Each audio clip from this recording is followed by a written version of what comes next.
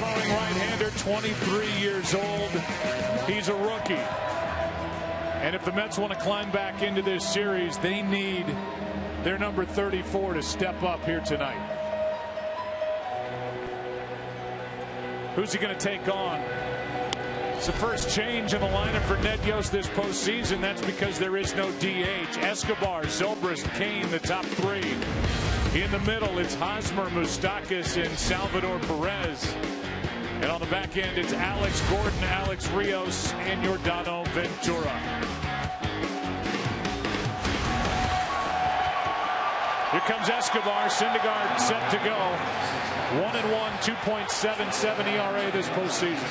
Well, we know he's swinging at first pitch. The question, Tom, will it be 100 or 101 that he's going to be swinging at? I wouldn't be surprised to see this fastball in on Escobar. Announce yourself right away if you're Noah Syndergaard.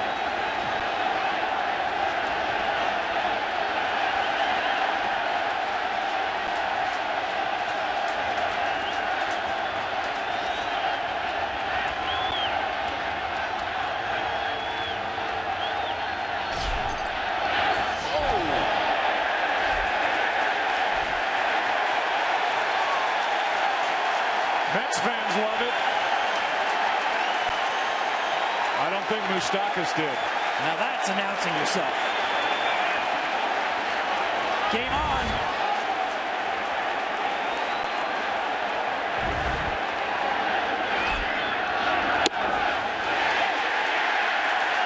Now that's dirty. Then you come back with a hook.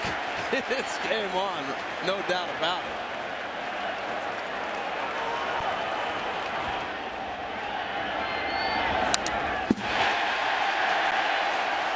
Ball and 2 strikes on Escobar. For coverage of this game in Spanish, please tune to Fox Deportes.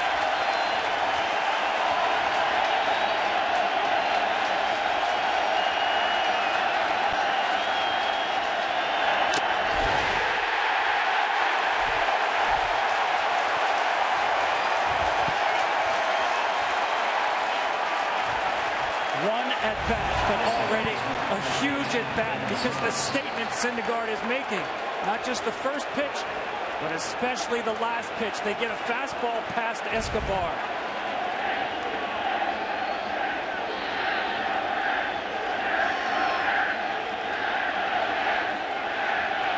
Now Zobrist.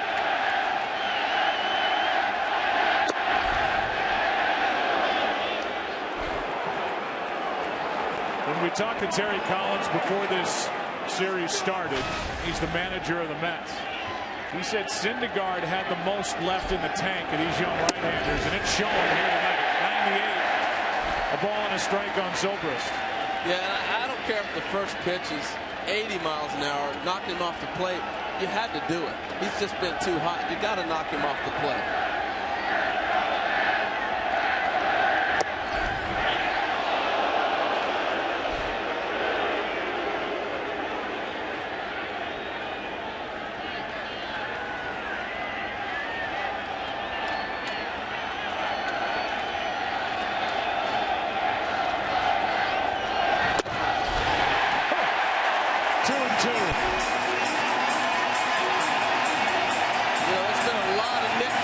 People are giving.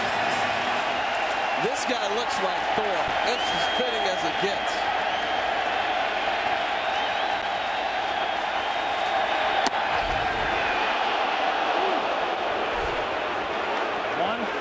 Miles an hour at the knees, holding its plane. 11 days of rest, cool weather, and one strong dude on the mound.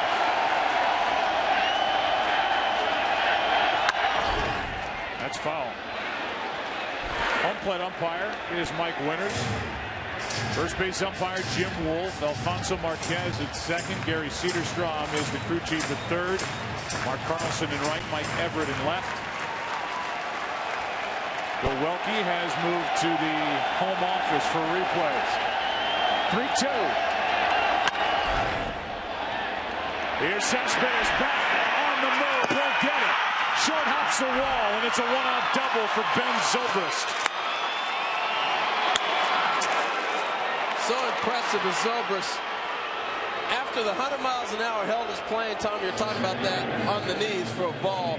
He turns on a 99-mile-an-hour fastball and then falls it back up with this double over the head in center field.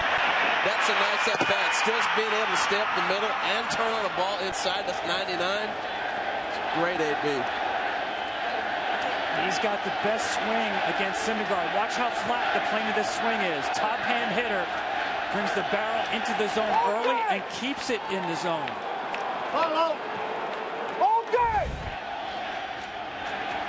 Here's Lorenzo Cain.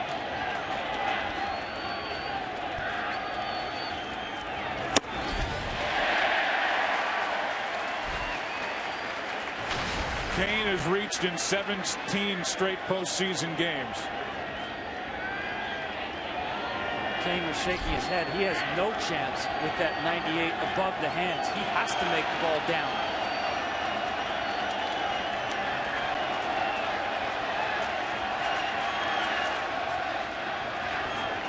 Zobrist a big lead at second, half a swing.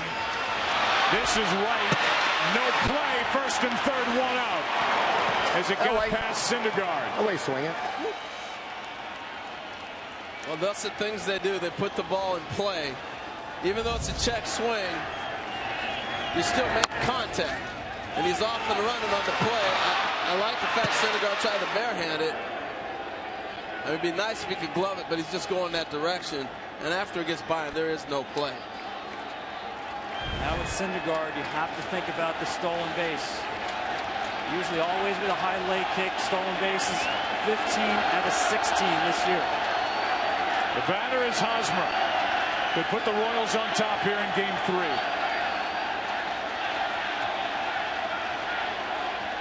You're all right. Well, particularly first and third situation. The other night we watched where there was a ground ball hit to the shortstop. They weren't going to cover. They're basically giving you the bag. So I think Kansas City has learned that in this situation, that they're going to run and be aggressive.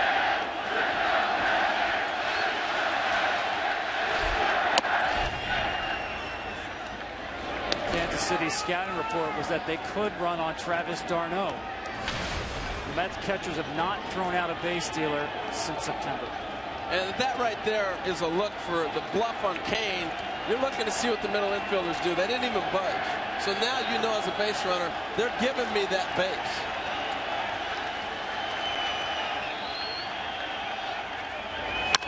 Right side, Judah to second, out, back to first, safe. And the Royals take the lead. The Mets had a chance to turn it.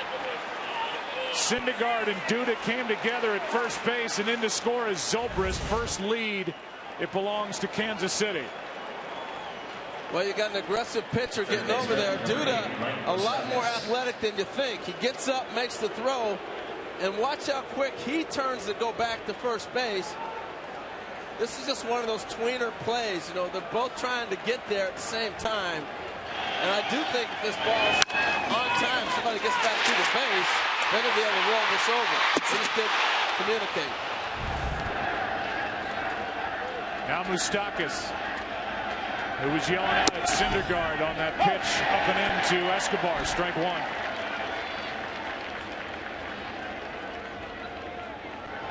Four out of 9 in this World Series is Moustakas. There are the numbers for the entire postseason, 216. Here are the Royals right back on top to start the night. Ball one. And think about how they did it. Check swing from Cain. Next thing in first and third. A chopper from Hosmer, and they couldn't turn double play. They pick up a run. I'm with you. I think that double play could have been turned and probably should have been turned. Looked like Midtown at 5 o'clock. Too much traffic there at first base. Strike two.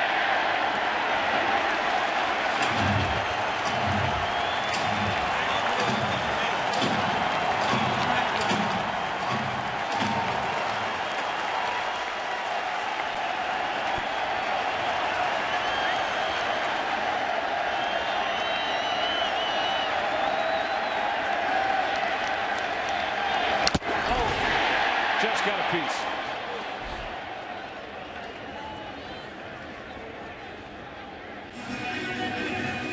When you think of what could have happened in this inning, Syndergaard didn't get a call on a 2-2 pitch to Zobrist, and Ben Zobrist doubles into center. And then this ball hit to Duda. It could have been 2.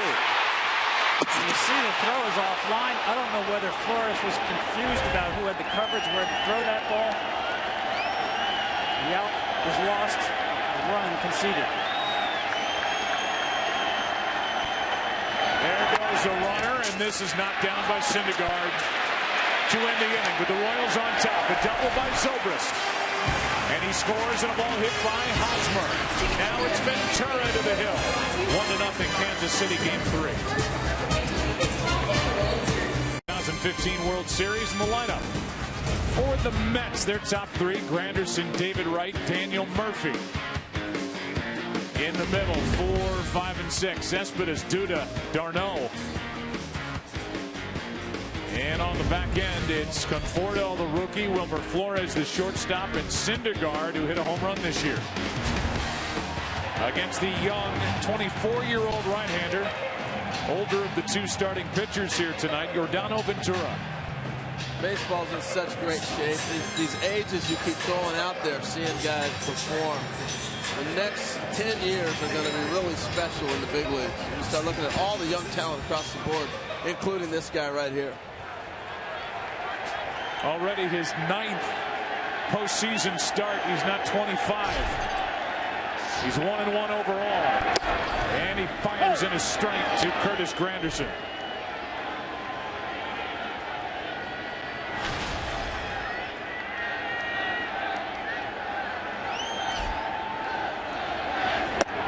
That's strike 2. And as in Kansas City, his last start, he surprised everybody coming out, throwing out of the stretch. It worked. He's back doing it again tonight.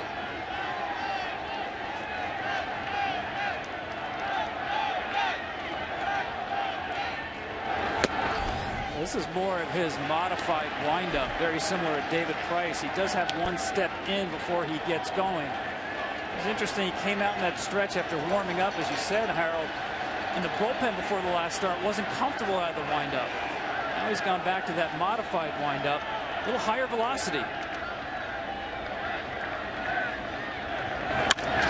Right side, diving stop, safe and a wild throw. It trickles away, and Granderson will hold it first to start the night for the Mets. Base hit. That's the disadvantage defensively when Curtis Granderson hits the ball. If you're on the dirt area to get to this, he's going to be out. From that depth, you're not going to get him, and it forces you to have to come up and make a really strong throw. Great play by Ben Zobrist, but you're not going to get Granderson on that. They're lucky Hosmer is able to knock it down. I'm with you. That's too deep.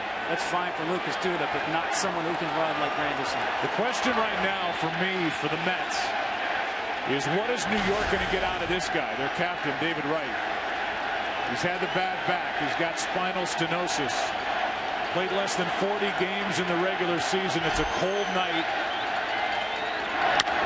Here's his ground ball foul outside third, and he's in a key spot in this number 2 position in the lineup, behind Granderson, in front of Daniel Murphy.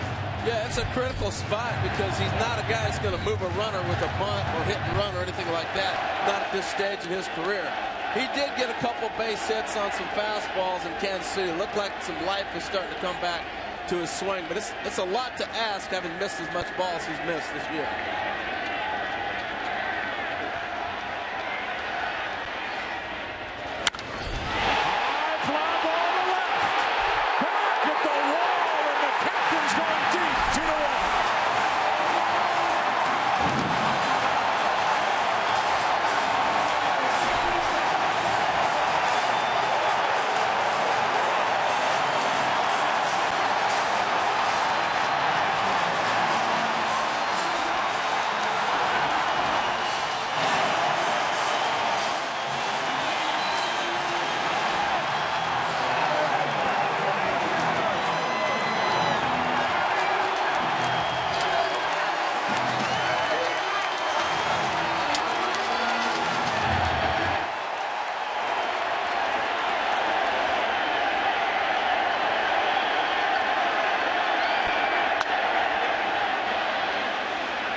he shatters his bat.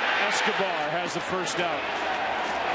Just a beautiful swing from David Wright. Again, another fastball. This one he got it in the air. And I mean, he crushed it into the cold night. But this is as good a bat speed, Tom, as we've seen from him for a while. Since the first swing in Philadelphia when he came back healthy. Well, that's a great adjustment. He knows the Royals have been pounding him with velocity, and he gets out in front of this one. Typically, healthy David Wright lets the ball travel a little bit. Get it started early, get it out front. Boy, that went a long way.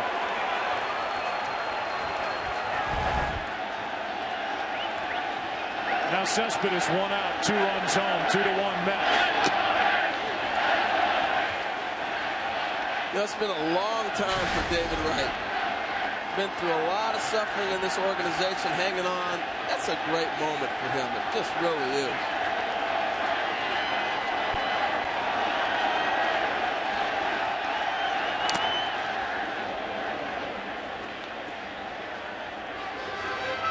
David Wright was there as a 23-year-old in 2006 when the Mets were 1 win away from going to the World Series.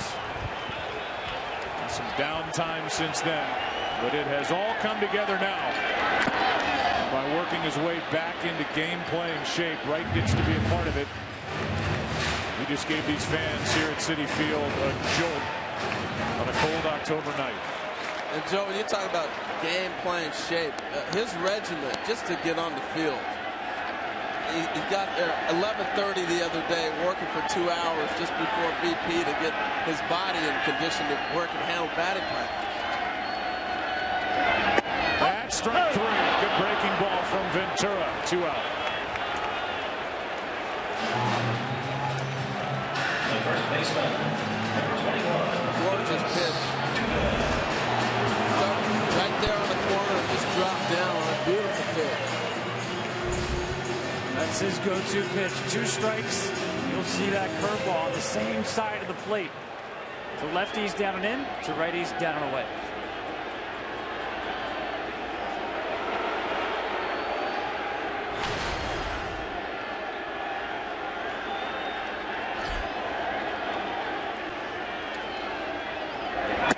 Duda takes a strike.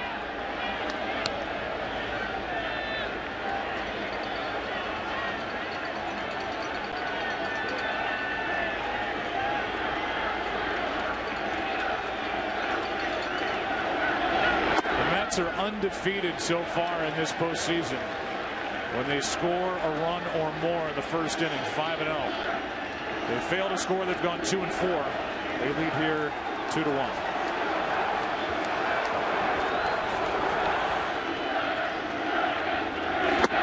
Strike 2. You know, Lucas Duda, first game, forced an adjustment by forcing him to put Escobar over on the left side of the on the right side of the infield, the second base spot, because balls got by Moustakas. So that was one change. I wanted to make the change on Granderson that Tom talked about earlier. This one gets through Hosmer, and he is able to recover. What a play! That was Zobrist back there to clean up. I love the communication there. He knew where Zobrist was at. Watch him kick the ball, look around, and run straight to the bag. Good play to end the first inning that featured David Wright going deep. Has come front and center. The National League champions is hosting its first World Series game, and we have already had excitement. 2-1, Mets lead. Shattered bat, strike 1 on Sal Perez to start the second.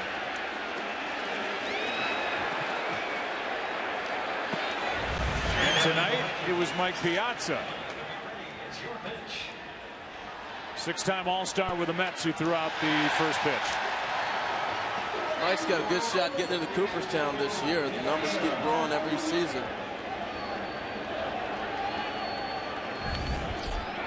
Talking about the voting, not his hit totals or his home run totals. Yeah, that's true. That'd be hard to do. Yeah. Although a lot of players have tried to add to the totals. 0-2 on Salvador Perez.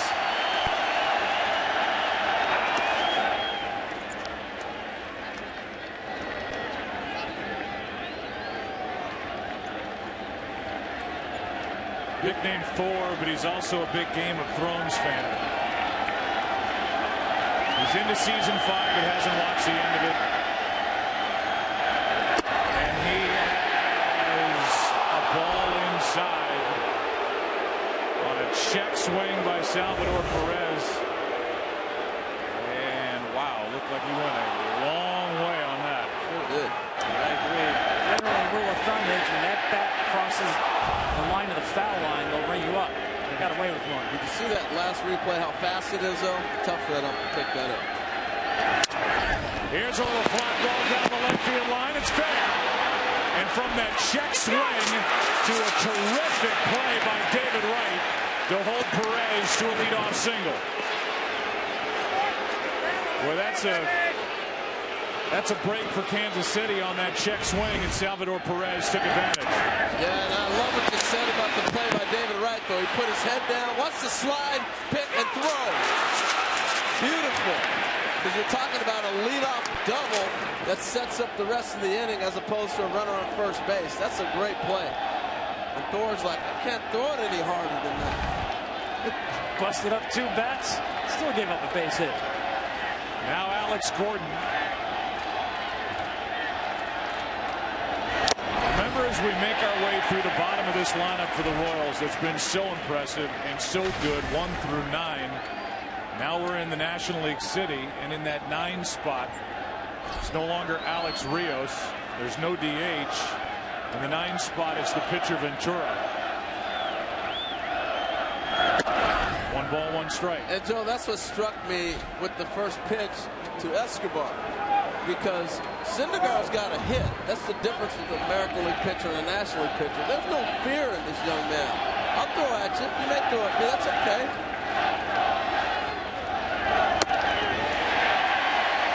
It's not just hard stuff, Tom. He can pitch. That's the hook. Curveball and the changeup, especially the left-handed hitters. The changeup he will throw, also the right-handers. Mostly it's the breaking ball, but tremendous break on that curveball.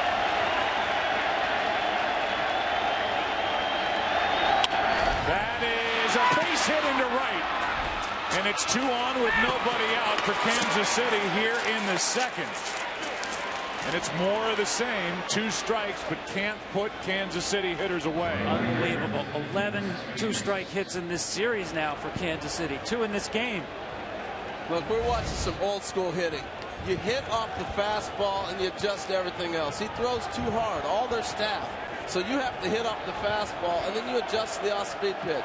The fastball is designed to stay in the zone. That's the pitch you look to hit off and you adjust to the rest. Now it's runners at first and second, nobody out for Rios. Alex has had a good postseason. His first chance to make a dent in playoff baseball. He's hitting .308. 1 for 6 in this series with a pitcher on deck.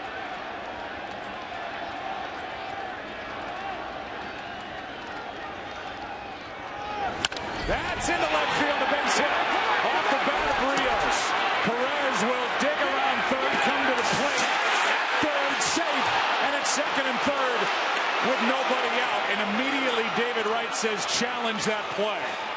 It's a tie game right now, 2-2, and at the moment, second and third, nobody out on 3 straight hits. Ball's right in front of Alex Gordon. He's going hard the whole way. You see here the ball hitting the left field. He's coming all the way. Ball's in front of him. Short out, and here comes the tag. And again, a function of scouting. If Cespedes is in left field, I don't believe Gordon is going to take this chance. And it looks like the Mets will win the challenge. We got him on the helmet. Got him right there before the hands comes on the back. So Cespedes, Gold Glove caliber outfielder, one of the best arms. He's in center field. Conforto, not nearly the kind of an arm. Good eyes, Joe. Looks like the Mets will win this challenge, and with that, in what is now a tie game, it'll be a runner at second, 1 out, if that is the call with a pitcher coming up. They're both sitting there looking at this. You don't see it very often. with this situation, though, the golden rule is, hey, don't make the first or third out at third base, right? But in this situation, you got a trail runner. Now you're going to have a runner at second base. So if he makes it, you're second and third. If you're out, you still got a runner at second base. So I love the challenge by Gordon in that situation. That's what they do. I mean, we've seen it all October. They will take the extra base, and Gordon seems to always be right in the middle of that.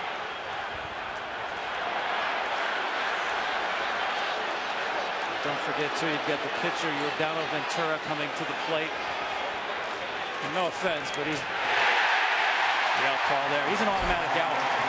Only 10 plate appearances in his career. He struck out 8 times.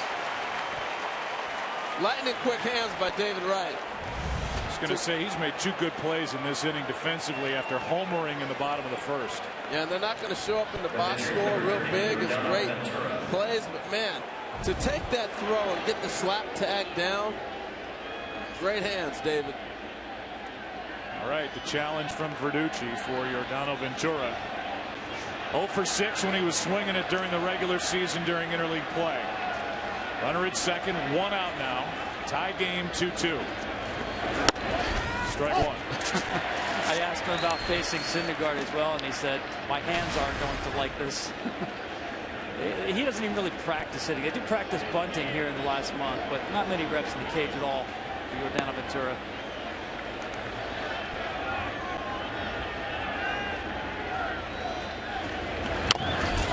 The bunt over to third is the runner Rios, and just out at first. Good hustle by Ventura. Took a good play to get him 2 out. Wow, he got that line. Yes, he did. That's a great bunt. Now, this is out of a sacrifice. Can't imagine if he was trying to get a base hit. Squares around, drops it in the dirt, trying to play. Ball deadens. Most pitchers don't give you that effort. The young man got down the line. He can run. That's a sacrifice. 1-3 with Syndergaard getting it to Duda.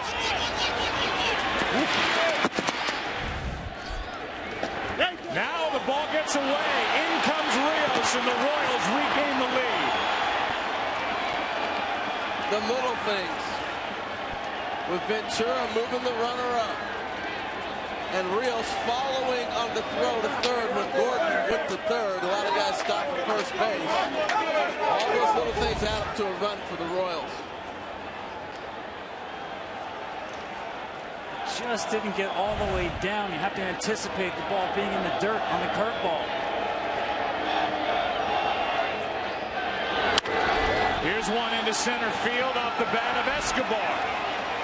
That is the 4th hit of the inning. After the passed ball let the run score, a base hit follows nonetheless. They are incredible.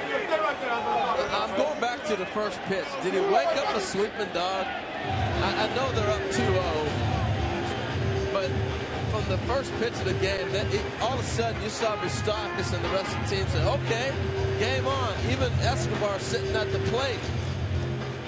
I like the fact he knocked him down, but I'm posing the question. You think he woke him up? Well, if he's a sleeping dog, then these guys hit well in their sleep, because that's all they've done is hit. Well, especially against the fastball. We saw Harvey and DeGrom kind of pitch away from their fastball in deference to their ability to hit fastballs. Tonight, all 4 hits in this inning on fastballs.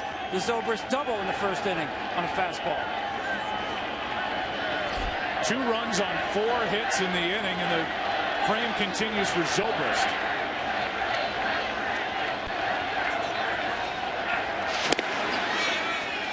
And this is a spot to run for Escobar. Yeah, and they like this spot because Zobrist can lead off the inning if he throws him out, and if he's safe, you go early. Now you got a guy at the plate who can drive you in with the base hit. So Syndergaard shake off the fastball right there. There he goes. Throw down by d'Arnaud. Not close. Stolen base, Escobar. The Mets have not had a catcher throw out an opposing base stealer since September 30th. And this wasn't close. Yeah, he's not going to slide step. And some of the throwing issues of d'Arnaud. Add on top of that changeup. Just no shot. Everything adds up to an easy bag for Escobar. First steal of the postseason for Escobar. Now a hit means a 2-run lead. It's 3-2 Kansas City. Here's a 1-0.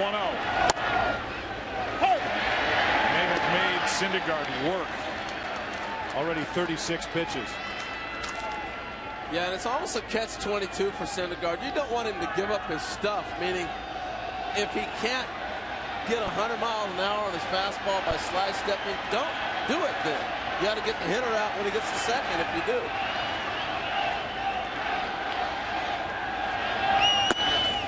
Full Zobrist, strike 2.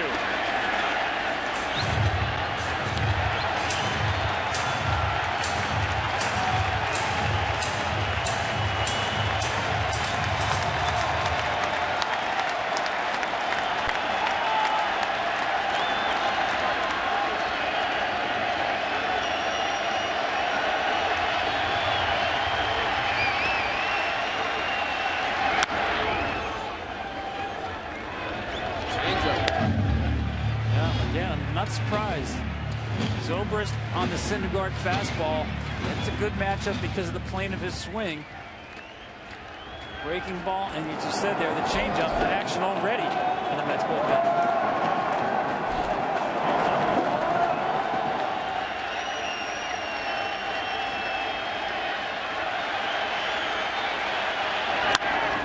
Should end the inning. Into center for Cespedes. But the Royals are back on top with 2 runs on 4 hits in the second. Back to the hill, Ventura. Royals doing their thing. Big part of it again is the bottom of the order. 3-2 Kansas City for Ventura. d'Arnaud takes a strike.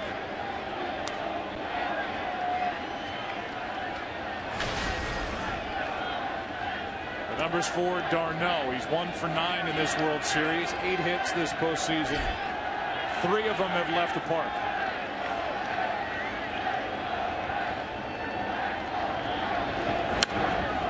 Strike 2. You know, Joe, there's not many teams in baseball that can play either league style. You want to play in a National League game without our DH? No problem. You want to have the DH added? Here we come. The Royals are that unique and able to do that. I thought it was a disadvantage for the Mets in an American League game because they're not built to play an American League style of game. d'Arnaud set up at 0-2. Ball 1.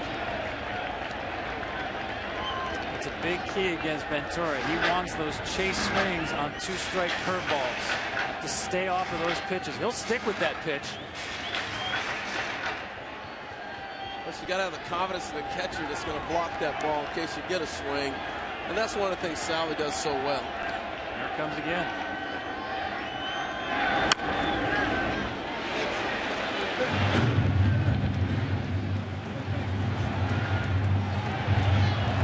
Wind is whipping around this ballpark.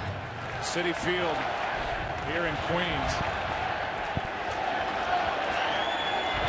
14-mile-an-hour winds. And up top, you can see it's really blowing. Chilly night. d'Arnaud. Ball 2.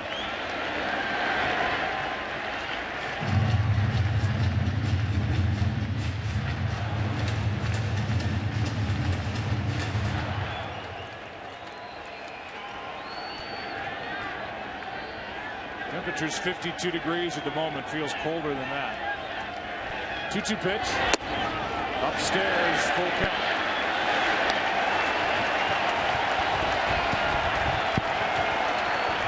That's a pitch that Ventura wanted.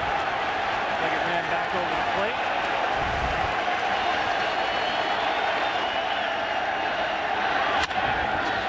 Into left center field. Kane is there. 1 away. In the top of this second inning, we saw Alan Ford. Right there or no? Well, with nobody out, but I thought you were going to be safe. I just didn't know if you slowed up coming around second.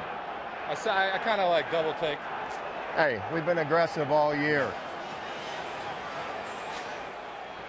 Truer words words never spoken. Mike Jerschley, the third base coach, and here is Alex Gordon headed for third. Called safe, then that call overturned on replay. Here's Conforto, strike one. It did look like he slowed down a little bit, and that's what happens sometimes when you stop to pick up the ball. You do have a tendency to slow down a tad bit, but still can't overlook the throw by Conforto. What a throw by Michael, and what a tag by Wright. Conforto has an RBI in this series, but he is hitless since Game 2 of the division series when he went deep against Zach Greinke of the Dodgers.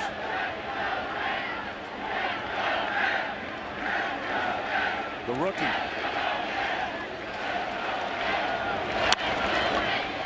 That's to the left side for Moustakas.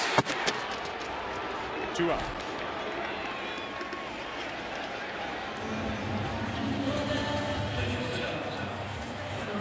And the batter will be Wilmer Flores.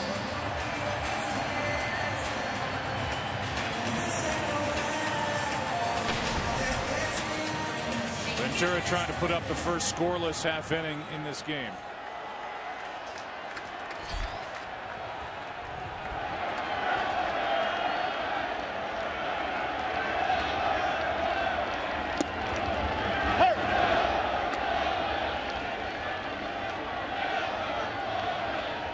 Flores has had some good swings in this series, but 0 for 7.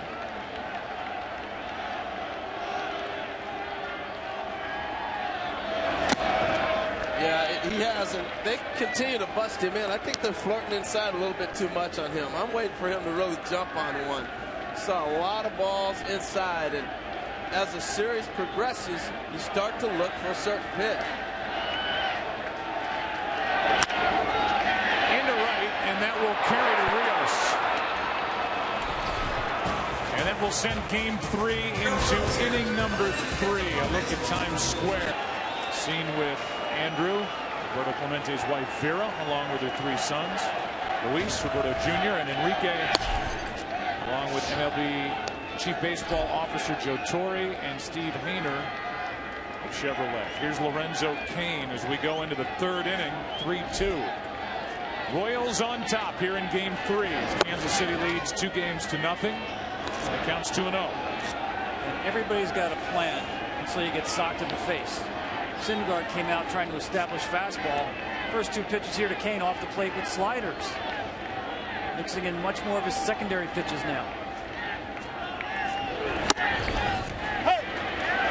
Terry Collins had his bullpen busy in the top of the 2nd. He had Nice up. Short leash. Down 2-0. The 23-year-old. Strike 2. Yeah, I still think Syndergaard's got a good fastball. They're getting base hits, not home runs, not driving the ball, and they've been broken bats, different things that have not worked out for him. I still think he's got to stay aggressive with that. How about that stat? 6 hits through the first 2 innings, most by a visiting team in a World Series game since 1961. The Yankees and the Reds. The Yankees beat the Reds in 5 games. Cain now waits for a 2-2. Full count. Well, this will tell me a lot, Joe. Challenge pitch here or back to the breaking ball.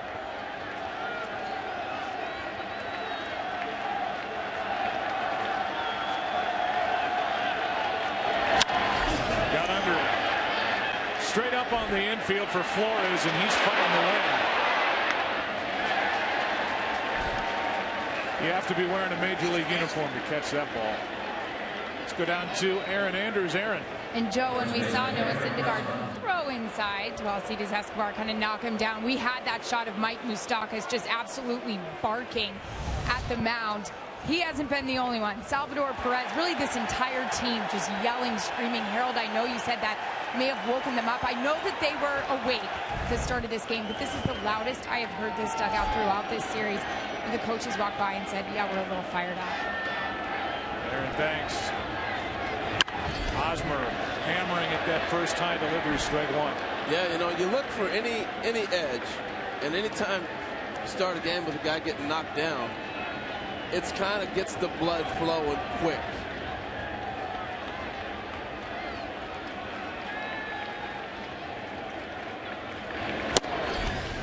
Drives Hosmer off the plate, ball one.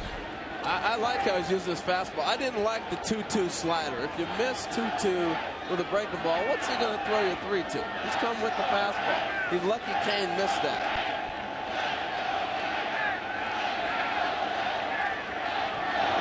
Two and one. Change up right there at 91 miles an hour. Yeah, Told us he loves throwing that pitch. Yeah, He loves to get swings and misses. Just likes the way the ball feels coming out of the hand.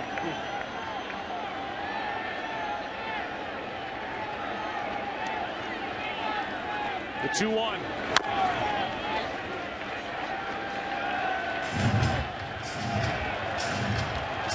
See, I just think it's a huge advantage for the pitcher right now. He's shown him a changeup. He's thrown him a slider. He's got a 98-mile-an-hour fastball. I'd like to see him use his fastball, elevated up and away, and you're going to blow him away.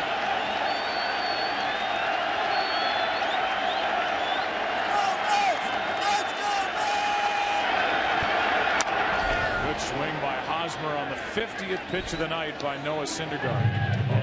Right down the middle. Yeah, he covers the ball away so well. I still think you have to bust him in, Eric Hosmer. So Darno is set up in. Watch the glove. See the glove turn over? Missed the target. To the right side for Duda. 2 out.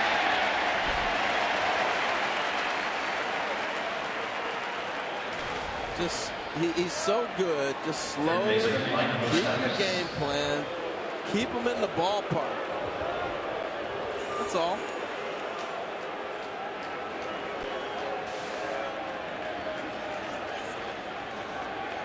The base is empty. Here is Moustakas. He bounced one back to Syndergaard to end the top of the first. Now 4 for 10 in this World Series, so he's gotten hot. Started the postseason cold, but he's picked it up. He's got 3 straight games of 2 or more hits, 1 or more RBIs. Takes a ball. Kansas City winners of 2 straight AL pennants, trying to win their first championship in 30 years. Syndergaard has his first scoreless inning. Sent game 3 in the bottom of the 3rd inning. Syndergaard leads it off. Mets down 1. These jackets and more. Get all your Mets and Royals World Series gear and celebrate with your favorite team at the MLB.com shop. So I can get my Thor gear and shop like that guy? I don't know that that's MLB sanctioned. Is that an official one? I don't know. Syndergaard first up, then Granderson, then David Wright. 3-2 Kansas City on top. 0-2 in a blink.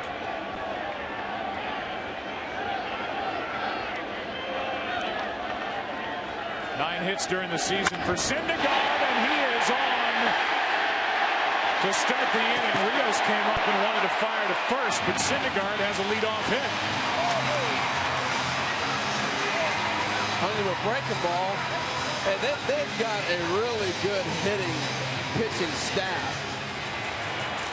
Hill, Steven Matz, Harvey swings the bat a little bit as well. And Jacob deGrom can really hit. He gets a breaking ball, and I mean, stays on. That's a mistake by Ventura. I mean, that's just a lollipop breaking ball, get me over breaking ball. With 2 strikes, that ball has to be bounced. First hit by a Mets pitcher this postseason, and see if that turns into something for New York.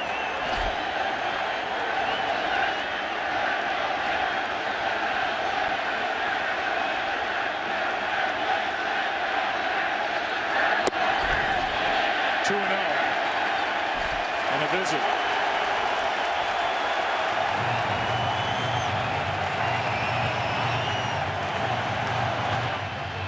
See what the Mets pitchers did swinging the bats this year.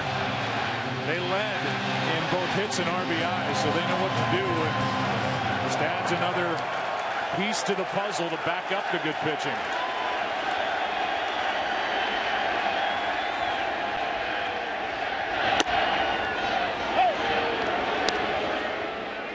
You know, we saw one ball from Ventura, 98, and he has not really reached mid-95 and up very often in this game. Not the same velocity. That is hooked into the corner. At the wall. It's good. Mets back on top.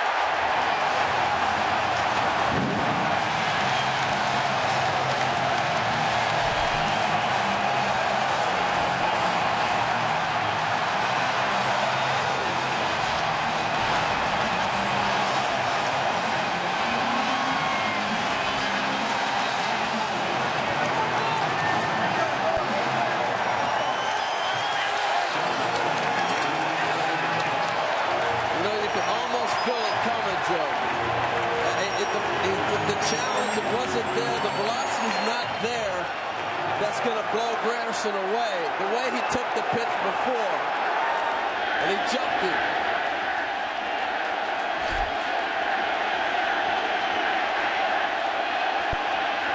Now David Wright. David hit the first of two two-run homers tonight. Granderson seconds ago to make it 4-3 New York.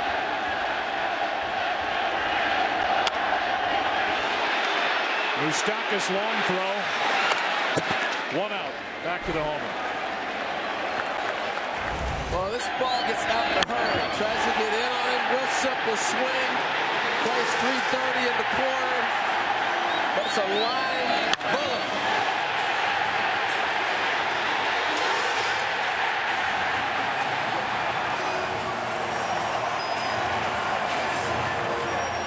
Chris Rock and Seinfeld.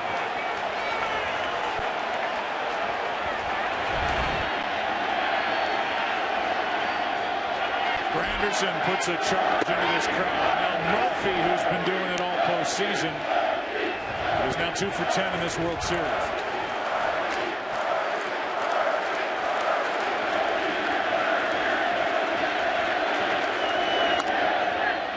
You know, Joe, I've never been a fan of this inadvertent windup guys are going to in the big leagues. As a hitter, I'm saying thank you for the timing. We've watched out the disruption of what Cueto does and other guys out of a windup. But when you go here, step, set, throw, you basically give the hitter every rhythm timing you want as a hitter. And if you're not going to bring your mid-velocity, you're doing me a favor. Another broken bat on this cold night. 2 out. The biggest problem for Ventura, there's a piece of kindling right there, is the ball up in the zone. Most of the home runs he's allowed this year, like a lot of pitchers, leaving the ball up. The curveball left up to Syndergaard, and the fastball left up to Granderson. Watch the location of the pitch. And that's middle, sweet spot. Granderson 1 for 8 in the first 2 games. They need to get him going at the top of this order. Such a big part of why they got to this World Series. 2 for 2 today. Cespedes ball 1.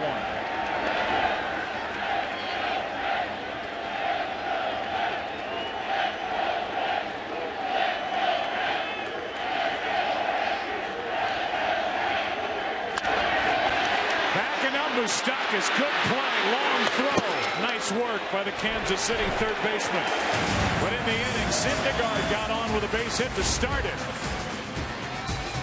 And then Granderson parks one down the right field line. 2 two-run homers tonight for the Mets, who lead by 1.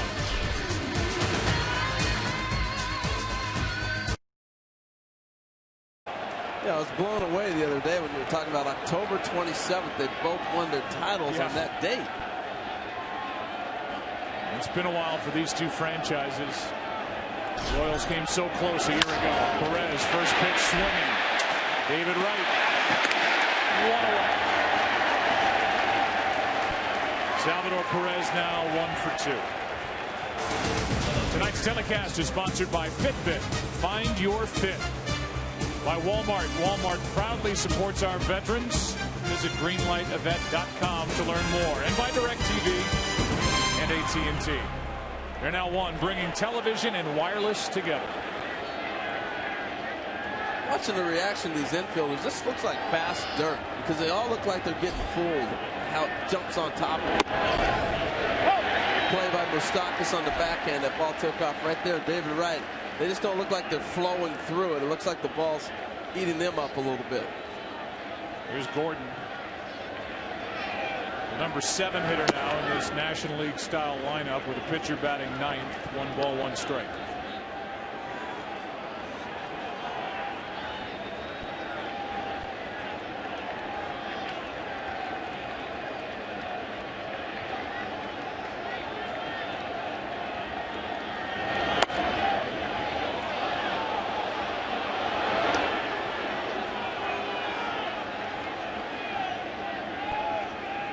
Working in the 4th inning is Noah Syndergaard, 38th overall pick by Toronto in 2010.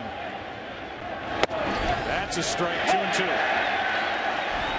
And that ball looked down to Alex Gordon. That changes your at bat. You go from 3-1 to 2-2.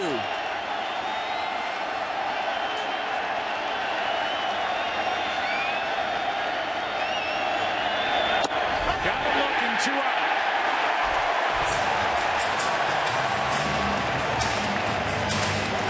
This ball had so much run on it. Gordon gives up on it and comes back over the plate. This is at 99. Even Darno had a tough time squeezing it. Tonight's aerial coverage is brought to you by DirecTV. Now part of the AT&T family. Call 1-800-DirecTV. This is the first World Series game in the 111-year history of the World Series. But there have been 3 lead changes in the first 3 innings. Noah Syndergaard now is retired 6 straight. Here's Rios. What a postseason he's had.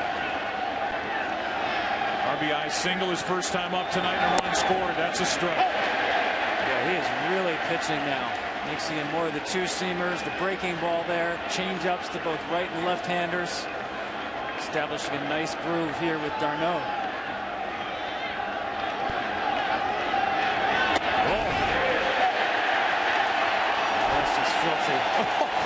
And we watched the other night, Matt Harvey make the adjustment about midway through as well. He's done a nice job.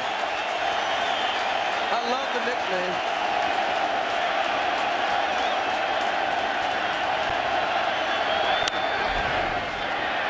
Pretty good swing by Rios.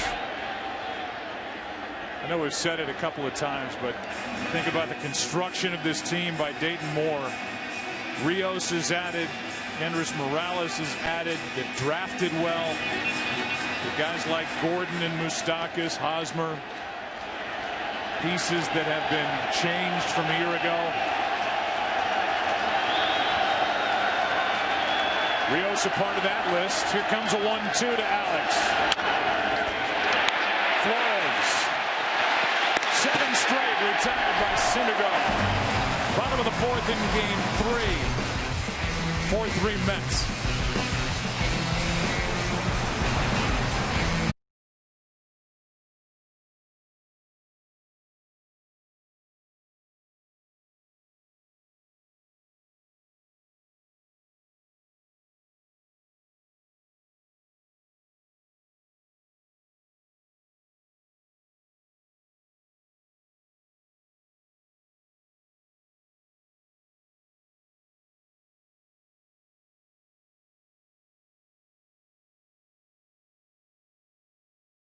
Tomorrow we've got a full day of action, including one of the most talked about teams in the country as USC takes on Cal. Plus 14th ranked Oklahoma looks to make a statement against KU. It all begins tomorrow at 3 Eastern on your local Fox affiliate and 3:30 Eastern on FS1. First up is Duda. Ball 1 inside, 4-3 Mets. Bottom of the 4th. Speaking of USC, Lucas Duda went to USC.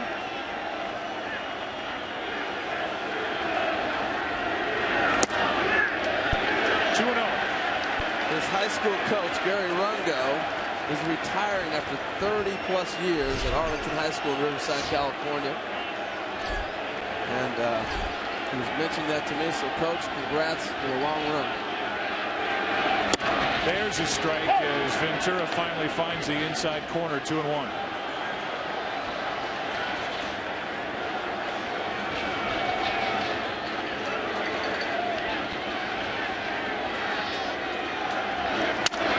Left side base hit.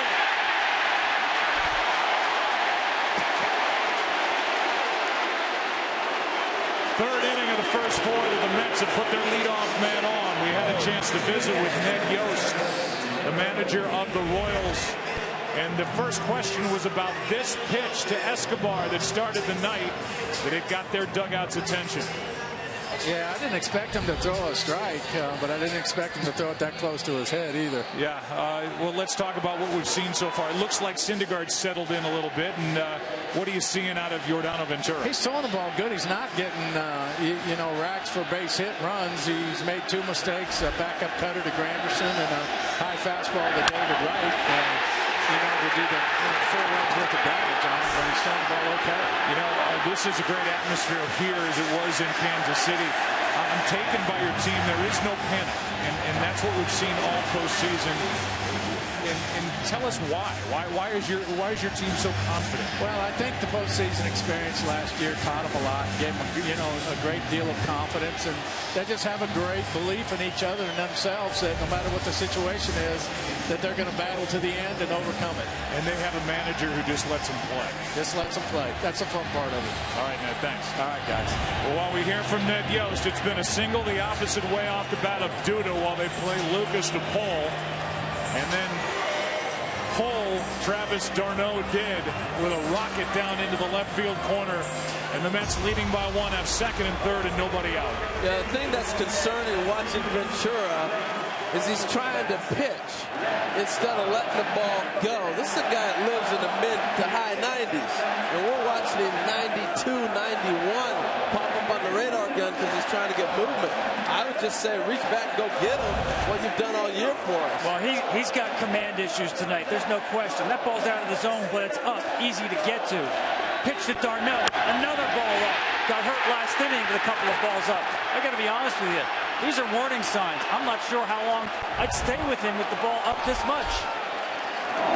Action in the bullpen for the Royals. Conforto, that ball gets away, but it's blocked enough by Salvador Perez.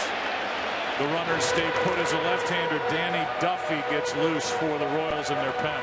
Well, and unlike the situation the Mets are in right now, the Royals are up 2 games to none. So they're not going to blow their bullpen out too early. They've got a plan of how far they want to see Ventura go. Yes, you want to win this game, you want to manage it, but you're also playing the series out as well. I think that plays a little bit into the thinking right now. Conforto's looking for his first hit in a long time. 0 for his last 20. I think it's swing there, but a foul ball, 1 strike. Royals kind of hedging their bets with the depth of the infield. Sacrificing some range, not all the way in, but in enough if the ball is hit sharply. Slow runner on third base to hold Duda. But it does compromise range.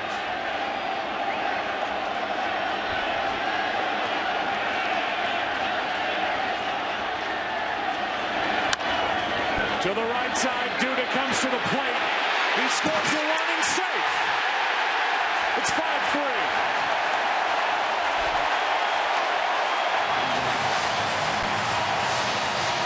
Well, because of the defensive alignment, it caught them in a position where they didn't know what to do. And Tom, you pointed out they're halfway. So what do? Who goes and gets this ball? Hosmer goes to get it, but that probably ends up being a second baseman's ball. But because of the depth that they started at, he might think that ball's going to sneak through. You saw Ventura, he's got a break towards first base, but really, as a first baseman, you have to check every pitch where your second baseman is. Hosmer a little too aggressive, ranging towards second base. Now it's Flores. Ball 1 inside. It's an RBI single in the infield for Conforto to break that 1 for 20. Or their 0 for 20 spell. Now 1 for 21. First and third, nobody out. 2-0. You're the Mets, you got to think, put him away. This is your time to strike.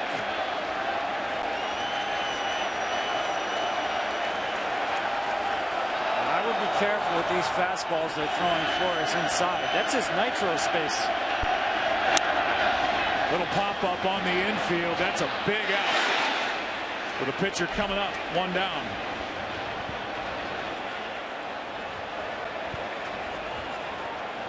And here comes Ned Yost. Hook, look like. This is a very interesting hook with the pitcher coming up. He wants it to end right here. Danny Duffy, the hard-throwing left-hander, is going to take over with the left-handed hitting Syndergaard, then the lefty Curtis Granderson to follow. And we have had some action in this game 3.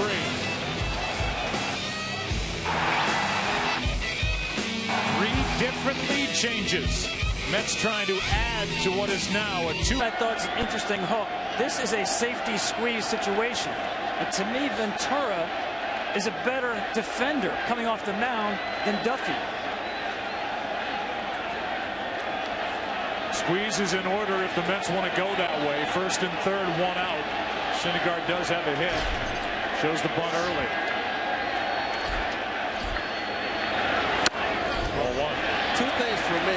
It's easier to bunt left-hander on a right-hander than lefty on left. And then you let Duffy have a chance to get used to that mound with Granderson coming up next as well. So maybe that might have played into their thinking. I like the move here myself to go to the lefty early. Goes back to a swing, trying to hold up. That's strike 1. Yeah, I put the bunt back on. If you execute this play, it's almost impossible to defend. Darno can follow Moustakas down the line, read the play. If it's bunted right back to the mound, he can go back to third.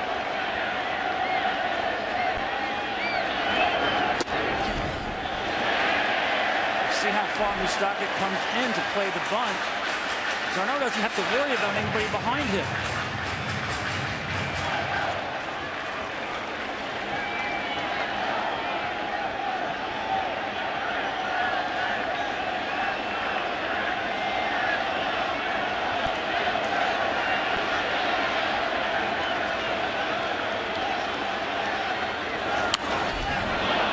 Strike 2. And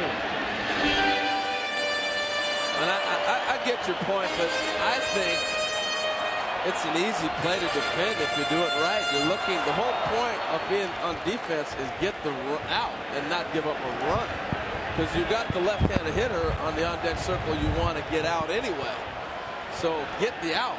If they want to give you the out, you take it. You want to keep a run off the board right here. If he gets a bunt down the right spot, Darno will score. Back to the swing with 2 strikes, and he struck him out. A good start to the night for Danny Duffy. 2 out. And here comes Curtis Granderson, who is 2 for 2. Homered his last time up. StatCast powered by Amazon Web Services. Well, here's the fastball that ran. You heard talk about a little two-seamer running back over 107-mile-an-hour exit, but 346 now, it's 330 down the line. That ball was on a trajectory that was a missile that got over the wall real quick. The second home run of the series for Mr. Granderson.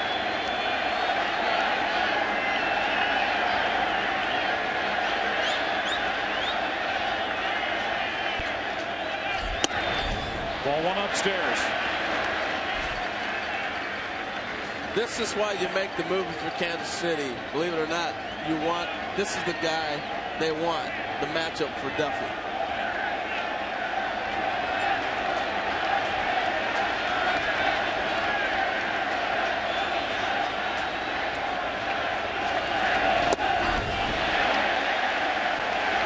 We've said it time and time again with Curtis Granderson. He will make a pitcher get the ball over the plate.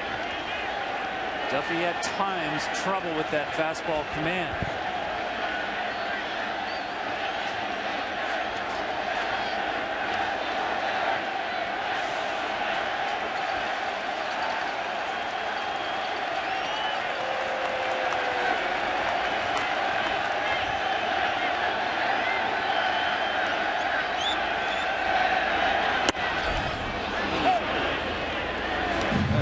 dirty pitch right there. You're sitting 2-0 and you know what you want and you still get fooled. Great movement by Duffy. Watch this ball run away. Not the spot he wanted it. 2 balls and a strike. First and third, 2 out. 2-run Mets lead. Popped up. The wind will drive that way out of play. The wind is really picked up.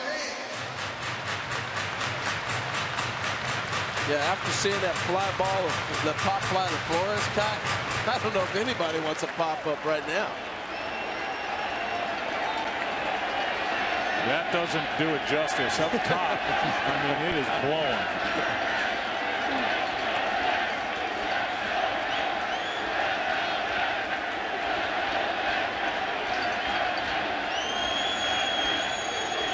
Now a 2-2 pitch.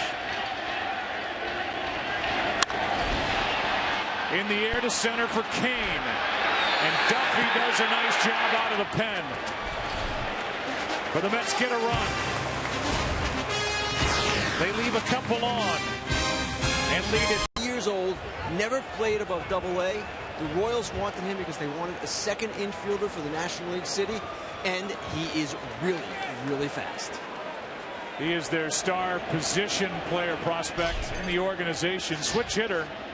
Been switch hitting since he was 7. And so his first big league at bat comes in the World Series. His dad, a former Rookie of the Year with the Dodgers, had a long distinguished career and never played in a World Series. And here's his 20-year-old son with a 1-ball, 1-strike count. And you see the bat speed real quick. Hey, this kid is going to be a star. That's an understatement saying that he's in the big leagues at age 20, but watching him play shortstop and the things he can do is pretty special. 1-2. Can you imagine just a week or two ago he's playing in the instructional league in Arizona. Tonight, World Series Game 3. The 23-year-old will pitch to the 20-year-old here in Game 3, leading off the 5th. 5-3 Mets. 1 out.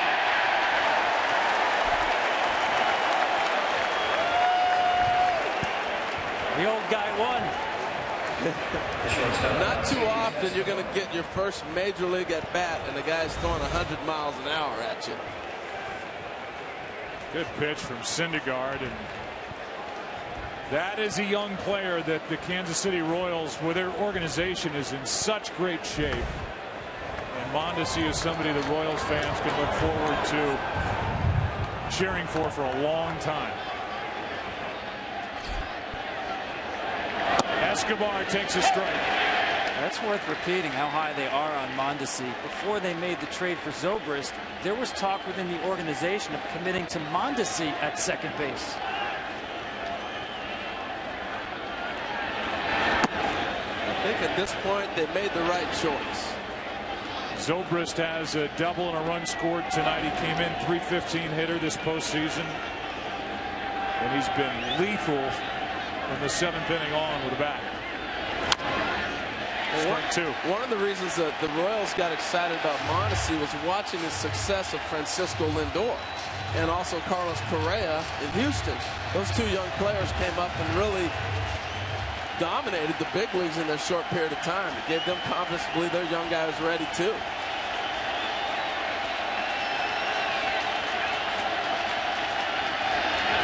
Escobar strikes out, 2 down.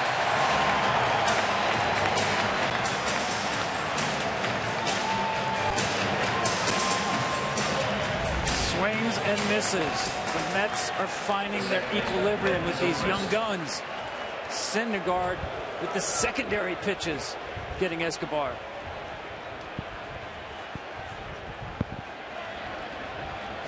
Thor bringing the hammer. Beyonce just called. She's jealous with that flow. Maybe not that. 2 out, nobody on. Number 2 hitter is Zobrist in the lineup for the Royals. Ball 1. The one thing he's been able to do is establish that first pitch strike, and it's opening the zone with all his other pitches. Now he's falling behind 1-0. 2-0. as a hitter, to be able to center on one pitch, it slows the ball down for you regardless of how hard a guy may be throwing. When you get behind an account, that all changes. That's in the air to right center field in the gap. Granderson is there to end the top of the fifth.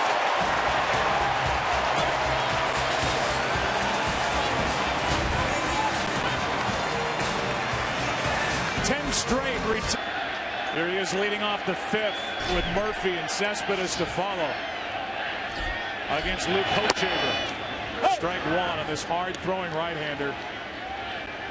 It was a big part of the bullpen 2 years ago. Had to recover from Tommy John surgery last year. Was not in on the pennant winning fun for the Royals, but he's a big part of their success this year.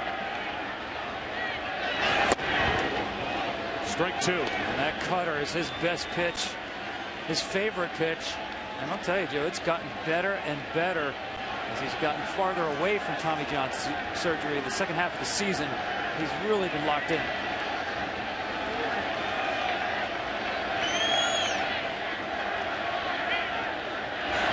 Got him looking on 3 pitches, 1 down. How about the depth of this bullpen? You can bring Duffy in. Hey, let me get 2 left-handers out. That's it. A guy that's been a starting pitcher for the full season and be able to go and pull a guy like Hochevar out that can carry you some distance. It's a deep pen. And that's really the big difference from a year ago is the depth. They don't have Greg Holland, their closer. They had that great threesome of Herrera, Davis, and Holland. Now they have Herrera and Davis left with more around them, including Madsen, Hochevar, Duffy. Ball one on Daniel Murphy.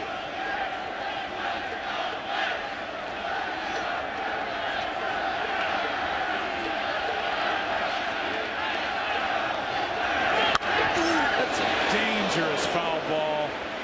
Oh, 1 ball, 1 strike. You know, let me explain a little bit of Daniel Murphy's approach and what Kevin Long has brought. See the 7 balls right here. The 7 being the first one out, 1 closest to you. And what he tries to do is look at the balls. And so now instead of focusing on, I want a ball middle in or middle out, you pick a specific ball. That's how fine that he tries to look for a certain specific pitch. You wonder why the power came? When you get that specific on what you're looking for, you're going to drive some balls. Fooled here by Hochevar, strike 2. Kevin Long brought that over with him from the Yankees, and it's been a philosophy that's working not only for him but for everybody. It's just a way to identify. So during batting practice, you'll hear him say, hey, was that a 3 ball? Was it a 4 ball? Was it a 2 ball? And really crystallize his swing.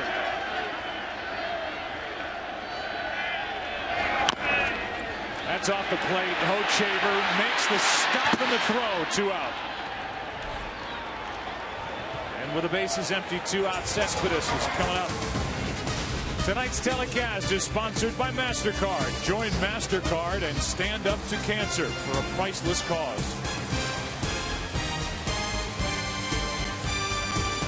We'll have that powerful moment here at Citi Field here in just a minute.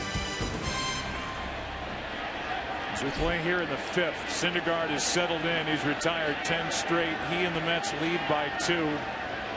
Down 2 games to nothing. Here's Cespedes, who's now 1 for 12 in this World Series. The Royals have done a great job pitching Cespedes. First 2 games, he saw only 13 pitches in the strike zone. He's getting himself out. Cespedes and Murphy both. If you thought you said the Mets are going to have 5 runs and those guys are going to do nothing, you'd have thought no way.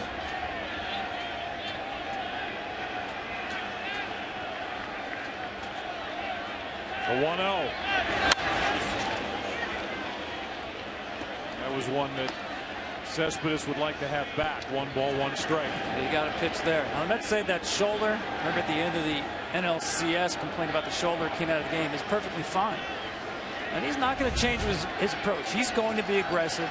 He's going to take big swings like this, especially 2 outs and bases empty. Just don't make a mistake. Inner half down. Nothing's never perfectly fine when you're getting cortisone shots and trying to figure out how to get on the field. They can tell you that, but I just don't believe it. Got that last Thursday. Skipped the Friday workout before the start of the World Series. Was involved on Saturday. Had to bow out of Game 4 of the NLCS, and he is on with 2 out here in the 5th.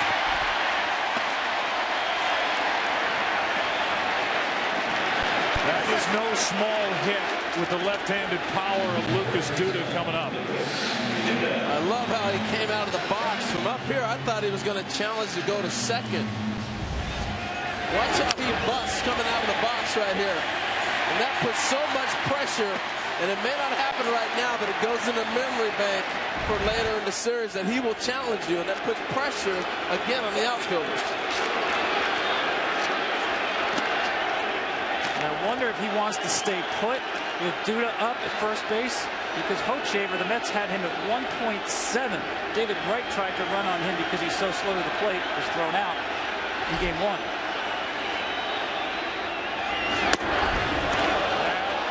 Trickles away and Cespedes stays put. I think you got to go because it doesn't change anything. They still have a shift on. Normally with a left-handed hitter, you're giving him that hole between first and second base, hoping he might hit a ball through it and you end up first and third. But where Zobrist is standing, it doesn't change the defensive alignment. So you look where Moustakas is at. You're going to force Escobar to take a throw. I'm running. I'm going to get in scoring position, and they're not going to defend a throw. I'm just thinking of Duda taking a swing on Hochevar rather than d'Arnaud, the right-hander, on deck.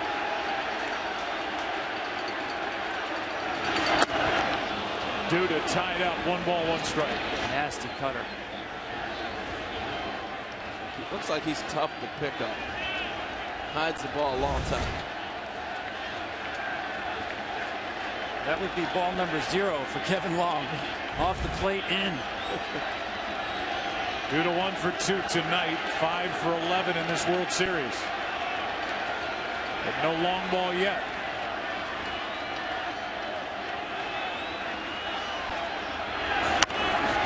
That's toward the corner, foul. Strike 2.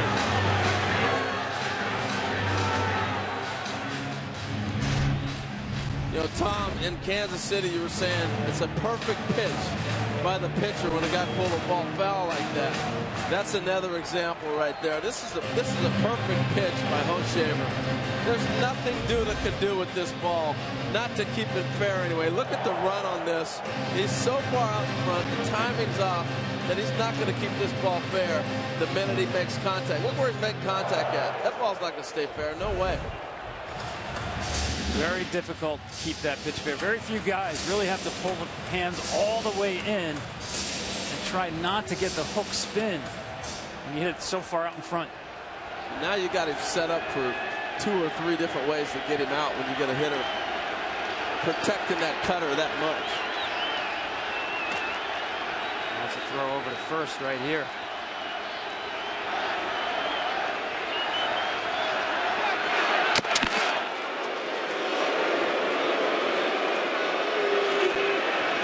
Just to see if Cespedes would give anything away. 2 strikes, 2 outs. Good base running situation. Another throw over.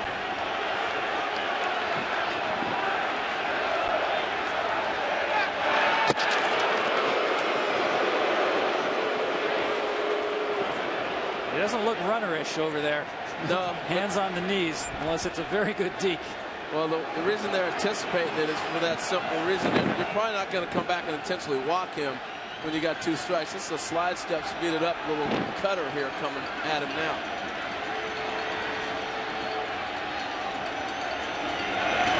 Got him looking. And a good first inning of work for Hochevar. It's a 5-3 game after 5 innings here at Citi Field. The fastball, you see Kane there, not on balance, just off the plate. Multiple options right here. That caught d'Arnaud, the catcher. you can see how you keep a hitter out of a fastball count, how that changes everything. They get in a fastball count, I don't care how hard you throw, you can't sneak the cheese by the rat in the big leagues. You live off fastballs.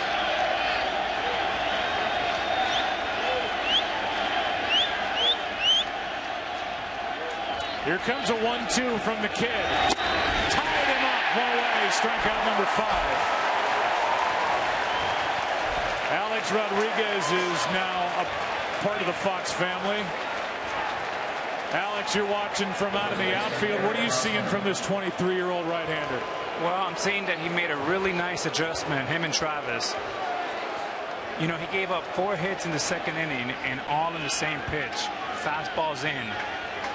It seems like he's spraying the ball all over all 4 quadrants and is making it much more difficult than the Royals hitter. First pitch misses upstairs to Eric Hosmer. Hey, Alex, take us inside the mindset in a dugout. You're the Royals. Are you aware of the in-game adjustment? It seems so, because he's gotten a lot of easy outs with some hanging sliders. So that tells me that the Royals are very aggressive and looking for the ball in.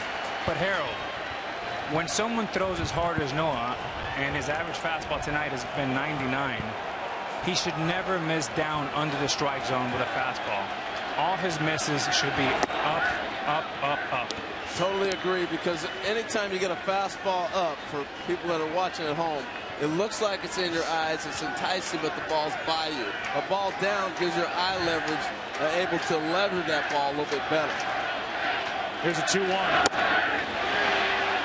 3 balls and a strike on Hosmer, trying to get on with 1 out in the 6th.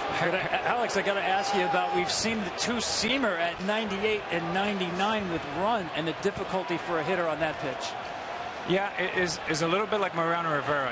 There's 3 different type of fastballs, and when he runs up 2-seamer in on the righties, and then you throw the fastball away straight, it is extremely difficult for the hitter to be on both. And then when you use the upper quadrant and you throw the fastball up, there's a tremendous residual when you throw the breaking balls down. It drives the hitter crazy. 3 balls, 2 strikes. Syndergaard. Good swing by Hosmer.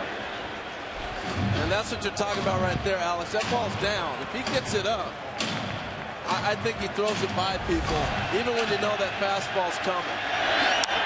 Harold, when his average fastball tonight is 99 miles per hour. When he throws it up, it acts like 104. When he throws it below the zone, it acts like 92. That's now 12 straight and back-to-back strikeouts as Syndergaard is taking over. Well, Alex called it. I mean, there's just too many pitches to cover. You have to honor 98, and then you get the slider with the downward action. Just too many speeds and quadrants to cover while protecting 98, 99.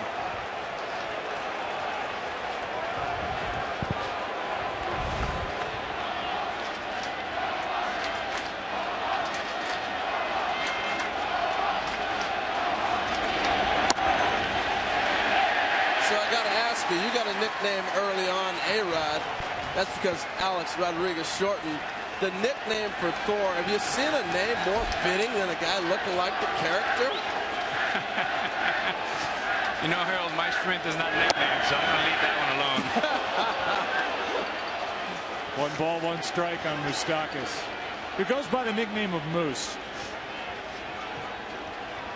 I love the characters, though, man. People dress up for that. It's so colorful for the game. I love it.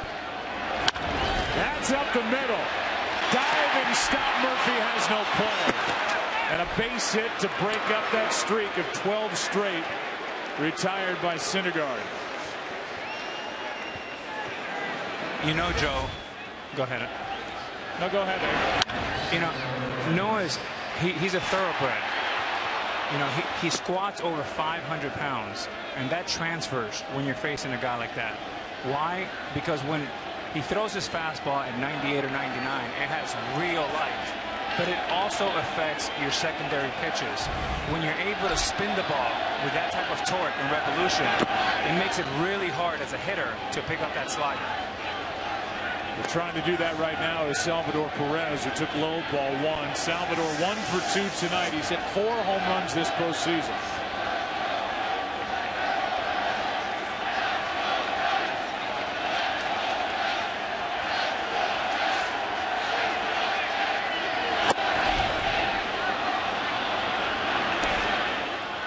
That's the two-seamer into righties Alex was talking about. Nice job by Perez to stay off it.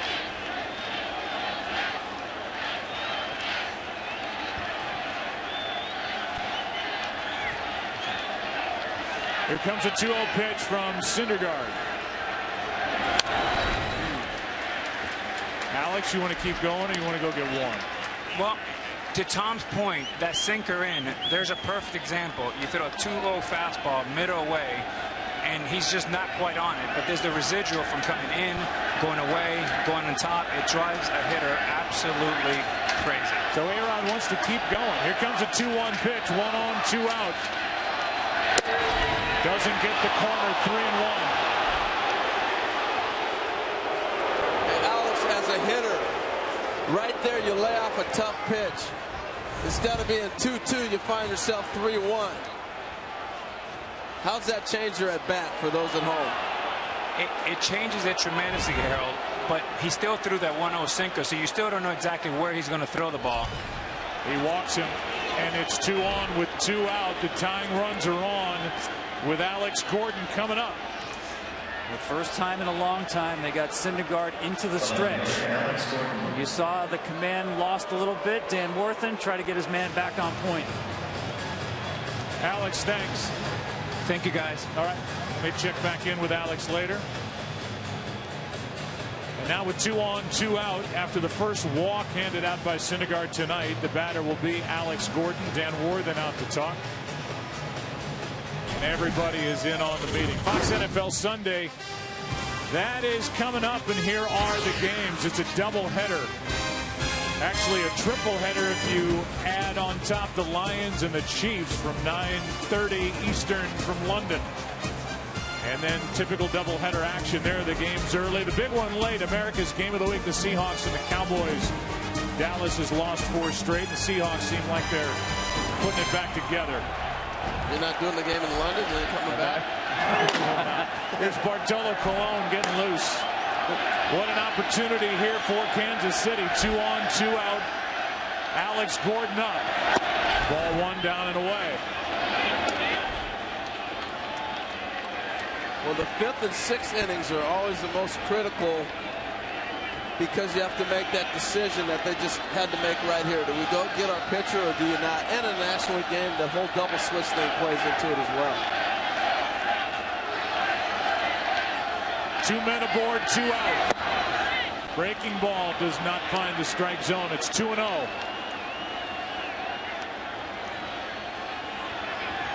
Third time around the lineup, and in this case, walking Perez, that's hard to do. A very aggressive hitter. Indication of concern, Terry Collins.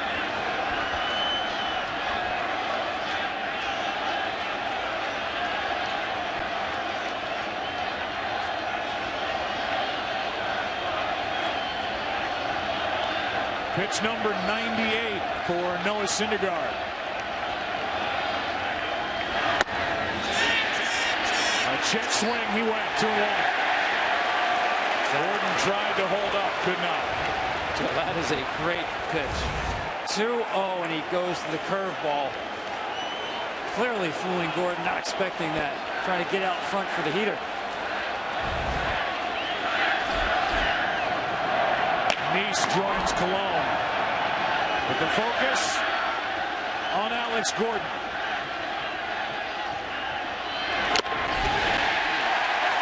Two and two.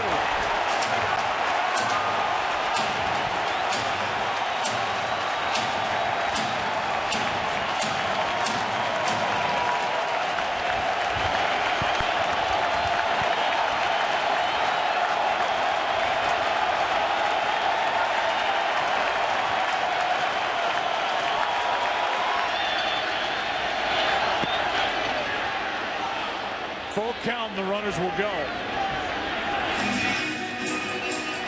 Power versus power right here. And that man lurking. What a test right here for Syndergaard. Pitch number 101. What's left in the tank?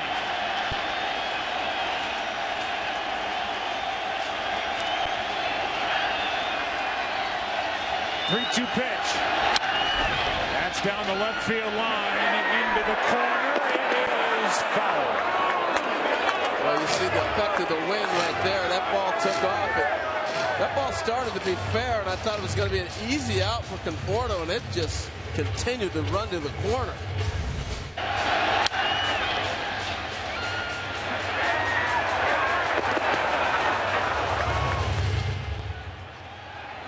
And what was left in the tank? Just 98.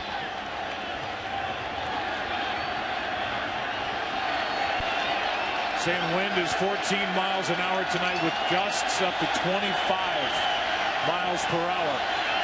Another 3-2 pitch.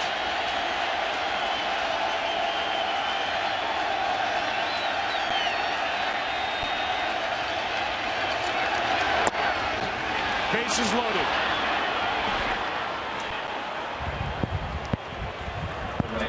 Back-to-back walks after the 2-out hit by Moustakas. Terry Collins, will he go one more with Syndergaard? Gutsy decision right here. I know the velocity's there, but not locating like he was earlier. Rios has had some good swings already tonight. That first time up, he jumped on a first pitch fastball. A lot of confidence in the young man here.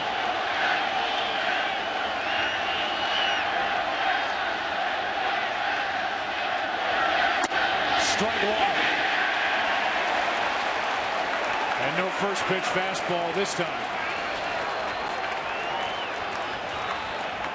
Terry Collins telling us Syndergaard over 100 pitches, better than anything I've got in the bullpen for this spot.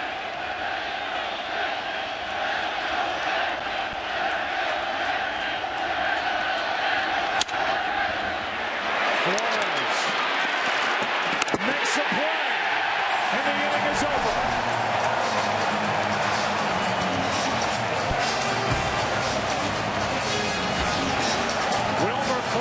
Just got it to first in time and into the bottom of the 6th inning in game number 3. Syndergaard and the Mets lead by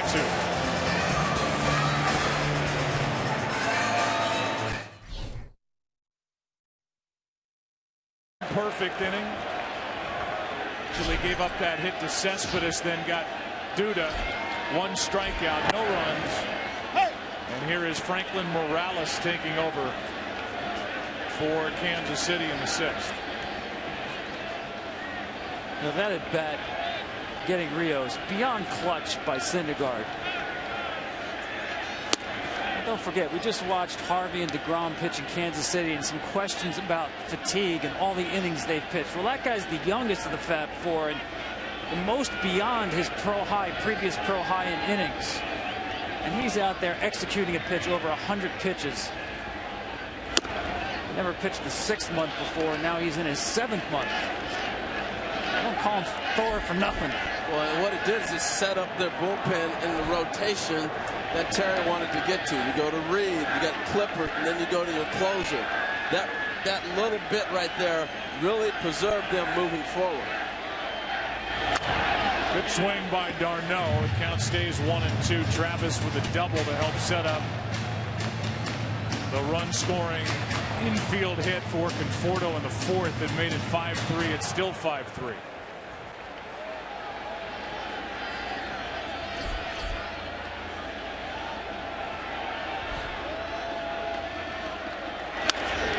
Lagares on deck. Conforto the scheduled hitter, but they'll go to Lagares because he'll take over defensively anyway with the lead in the 7th.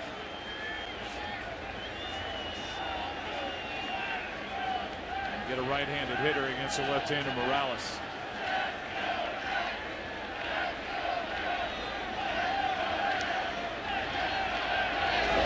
Two and 2.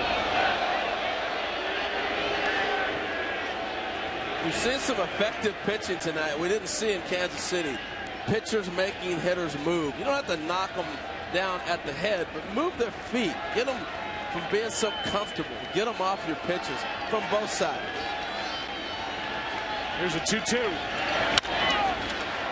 Escobar, ball comes up for him. 1 out. Batter will be Lagares. Tonight's telecast is sponsored by T-Mobile. Ditch your carrier and switch to the Un-carrier. By Taco Bell, steal a base, steal a breakfast, live Moss. And by Chevrolet, find new roads. On this windy night, aerial coverage brought to you by DirecTV, now part of the AT&T family. Call 1-800-DirecTV. Ned Yost is always concerned at the start of a 3-game stretch. 3 straight games. He's not going to wear out guys in his bullpen. Here's Lagares with a base hit in the left. On with 1 out in the 6th inning.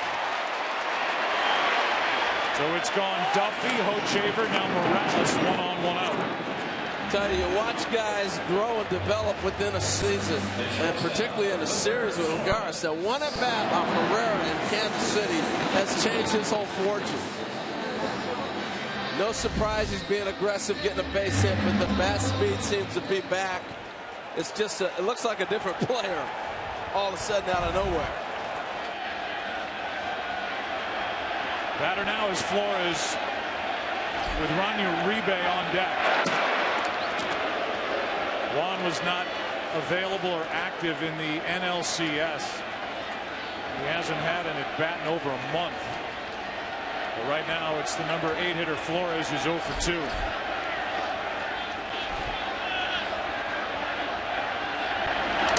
Good pick by Perez. Kid is ready to throw off that pitch. We show him so often getting hit by pitches, but how about this scoop and ready to come up gunning?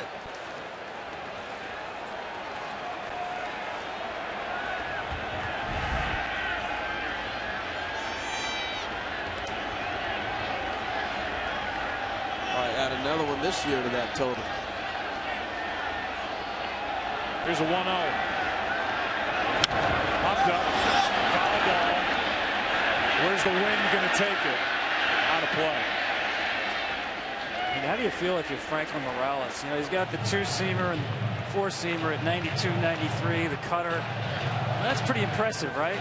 That makes him the softest thrower out of that Kansas City bullpen. All of a sudden, 92, 93 looks hittable with the heat that comes out of that bullpen. Another nice piece to the puzzle added by Dayton Moore.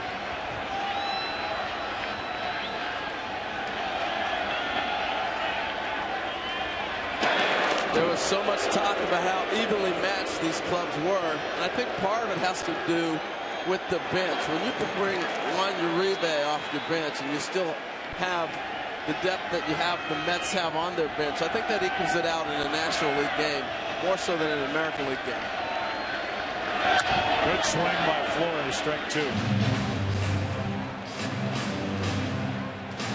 Wilmer Flores and Daniel Murphy, 2 of the best on this Mets lineup as far as making contact. Tough to put this guy away.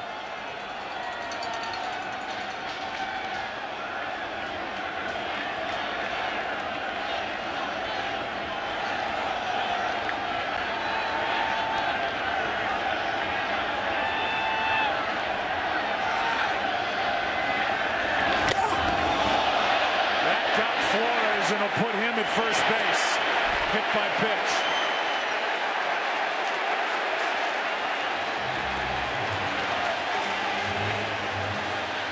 Here comes Dave Island, 2 on, 1 out. And Morales is a rare left-hander who sets up on the third base side of the rubber and loves to run the ball in on right-handers with that cutter. Oh, too far in this time.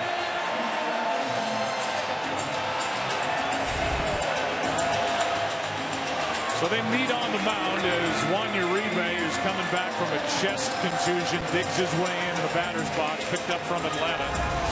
They come to New York. You see celebs. There's John Leguizamo or Kevin James. Dennis Miller is here. Showed you Chris Rock and Jerry Seinfeld earlier.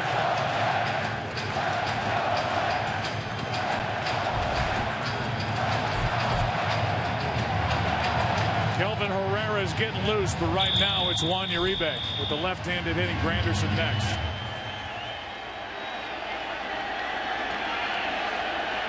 Boy, Uribe came over here. He was on fire. Hasn't played in a while, but he really lifted the Mets in those moves they were making. Johnson, Uribe just strengthened the bench. A guy who's won 2 rings for the White Sox in 2005 and with the Giants in 2010. And here he is with the Mets in 2015. Every 5 years. His leadership is so important too. Particularly to you watch Flores settle in. He's been a big part of that. Flores really struggled defensively at the beginning of the season. Uribe came over. He's been a shortstop who's won a world championship. Got him to settle down, take one play at a time, and be able to speak with him about that. Another big reason they wanted him on this roster.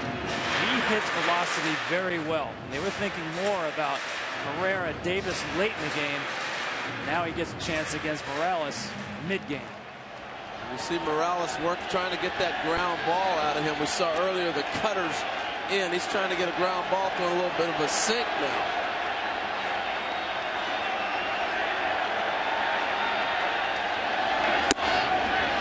Two and one.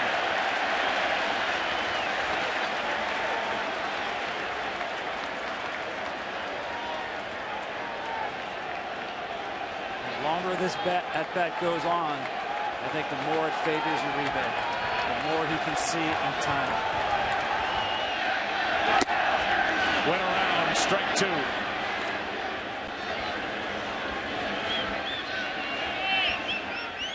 So he hasn't had a major league at bat since the 3rd week of September, and right back onto the active roster and in a spot to add to a 5-3 lead with his team down 2 games to nothing. That's into right, a base hit. They will bring the runner. Throw by Rios. Another run delivered by Uribe. 6-3.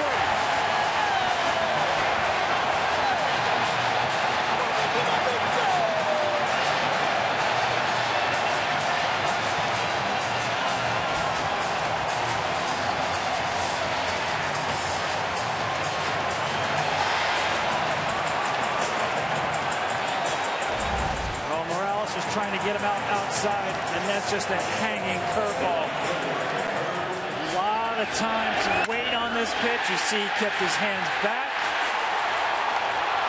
Just a professional hitter on the 5th pitch with a huge base hit. Yeah, it's almost a gimme, a gift for a guy who hasn't had that bat in a long time. Thank you for throwing me something 70 miles an hour I can see. Here's Granderson now, 1st and 3rd, 1 out. Mets lead by 3.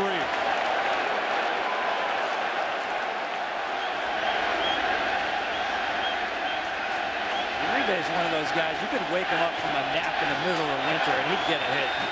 That swing plays. 2-0.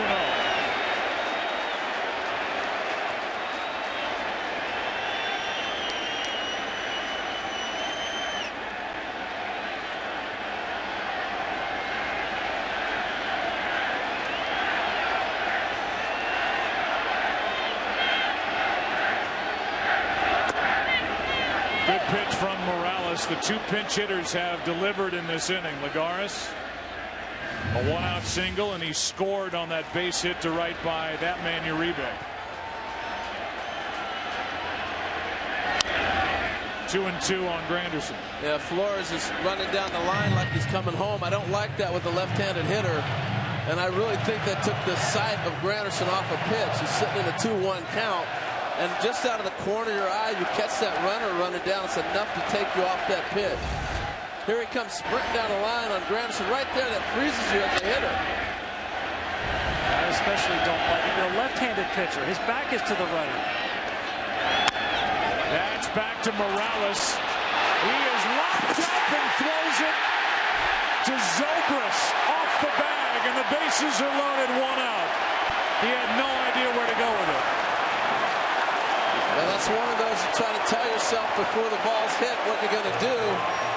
He thought about 2, then I think you realize, hold it, Granderson's running.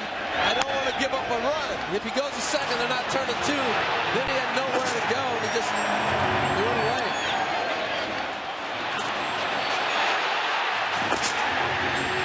That's a frame cramp.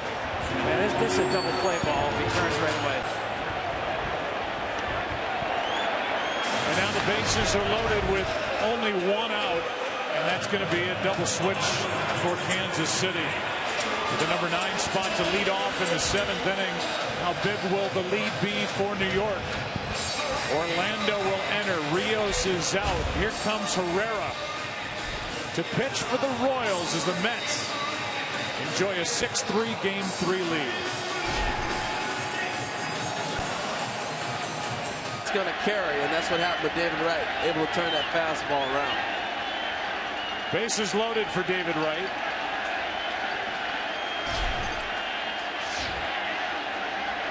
One out. Herrera brings it. That is in the center. 1 run scores. Here comes your rebound. No throw. Granderson caught off the bag, but safe. And it's in 3. Big night for David Wright.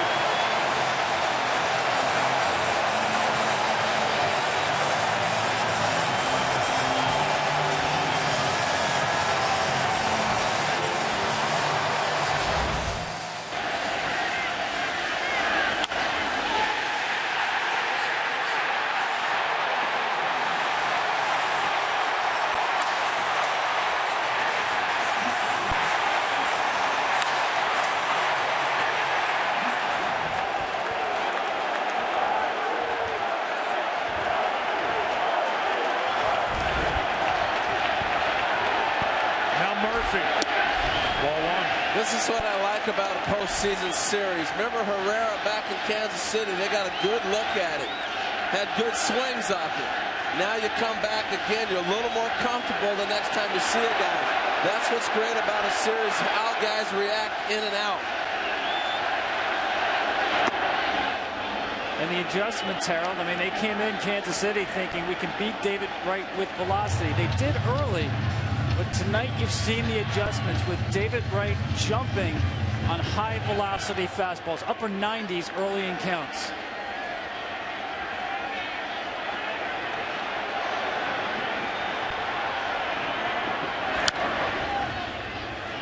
Strike 2. They've gotten Herrera off the fastball. That is his strength. High 90s, maybe 100. We're seeing changeups and sliders that we saw in Kansas City and here now because they've hit that fastball.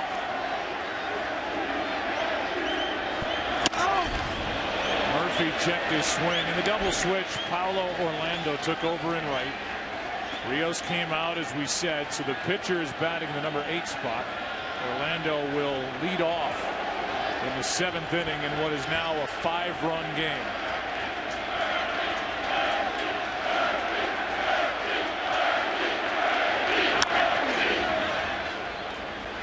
Another curveball. David Wright is the first Met to have a 4 RBI game since Rusty Staub drove in 5 in Game 4 in 1973 against Oakland. With his high socks, pulled all the pants, pulled all the way up to the knee. Here's a 2-2. Full count.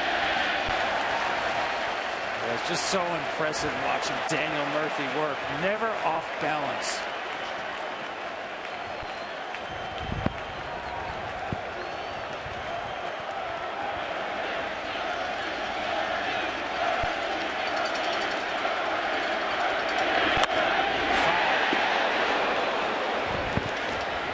Give you our Geico in-game box score. 6 of the 8 runs have been driven in by the top 2 guys. The guy at the plate now, Daniel Murphy, hitless tonight. Wilmer Flores was hit by a pitch in this 3-run sixth.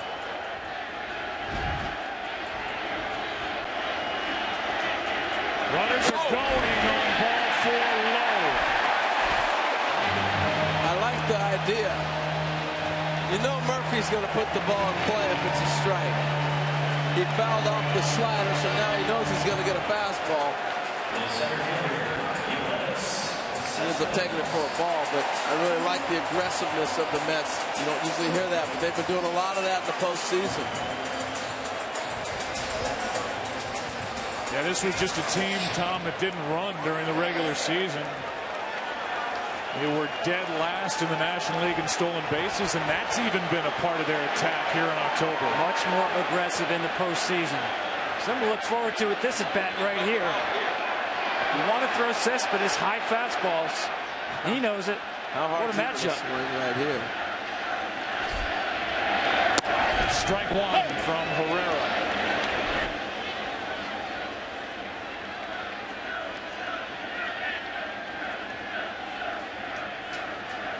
The more looks you get at that bullpen, advantage hitter. That was the 2-seamer. See if now it's the 4-seamer up. Good block by Perez, ball 1.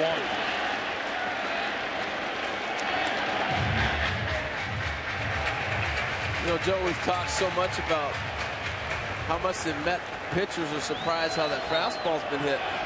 In 2 seasons now, watching Herrera pitch full seasons into the postseason, I've never seen guys on his fastball like we've watched right now. He's got to be a little shell-shocked himself.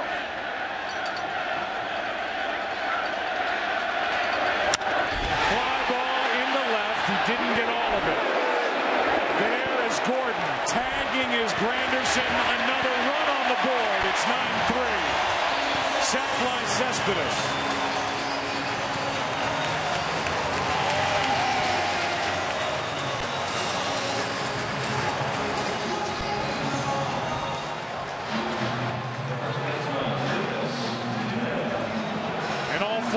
In the inning are charged to Franklin Morales.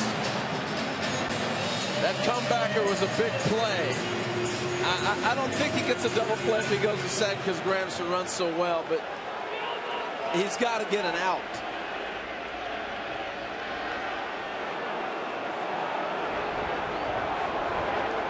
Initially, they said it was a fielder's choice E1 on that ball hit by Granderson you're talking about. Now the scorer took the error away from Morales.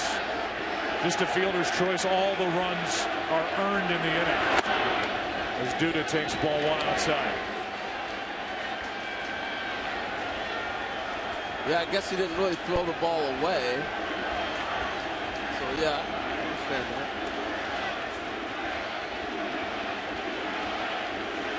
Ninth man to bat in the inning is Lucas Duda.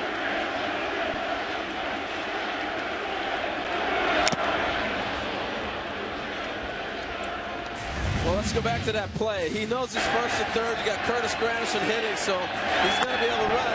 He starts to go to second, and then he realizes, I don't want to give up that run at home, and he just got himself caught in the middle. Once he spun, he probably should have just went to first and maybe try to get an out of it, salvage it, but he didn't get anything. I still think he had 2. I know Granderson runs well.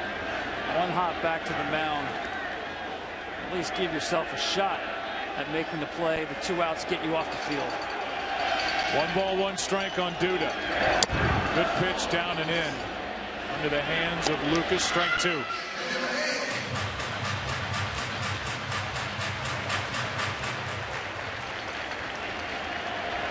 The Mets with 2 in the first, 2 in the third, 1 in the fourth, 4 in the sixth.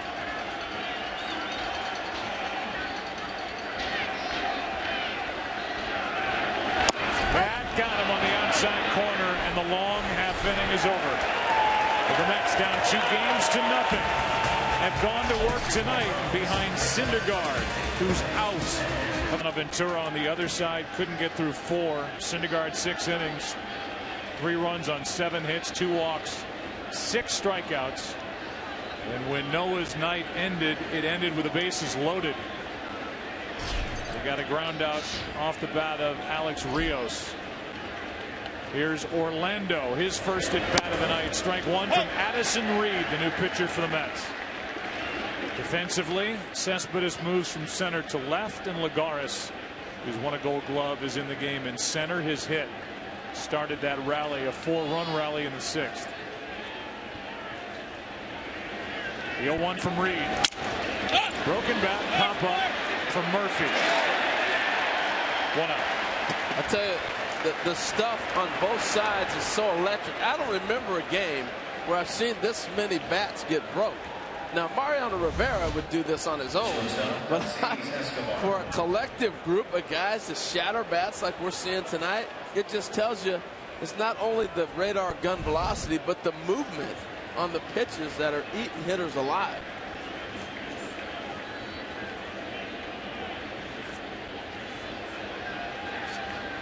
Here's Escobar. 1 for 3 tonight. Tight little slider from Addison Reed, strike one.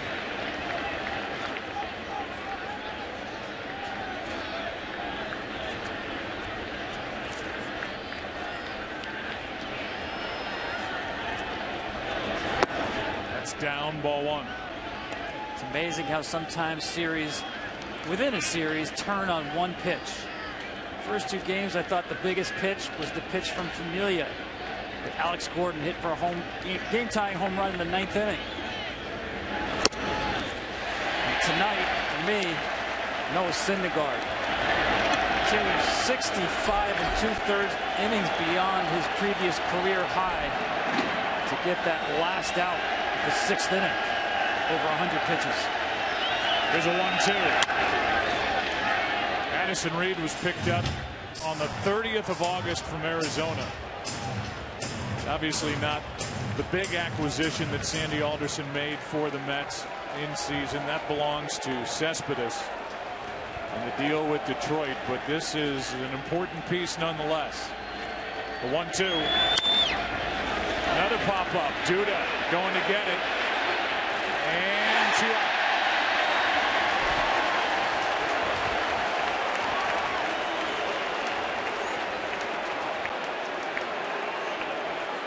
Visit the Edward Jones chatting cage on MLB.com to talk face-to-face with your favorite players. All new chats coming in March. I think the chat I would have is how the game started, because the pitch to Escobar to knock him down on the first pitch of the game, I think that sent a huge message.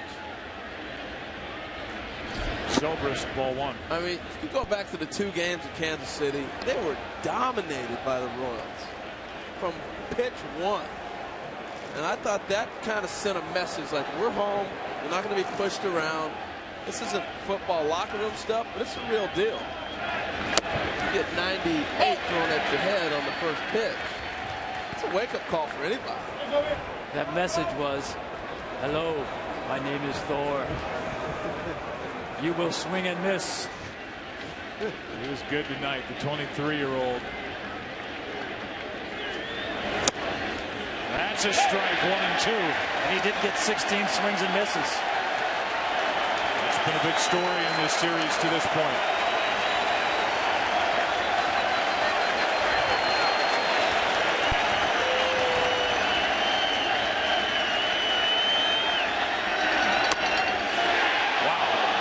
Started to walk away, and Mike Winters calls him back to the rubber. About as close a pitch you can throw to not having to call a strike. Mercy. Good call, though. Darno set up off the plate. Now a 2-2. Right side. Duda. The flip. Time to stretch. A 1-2-3-7 for the Mets and Addison Reed.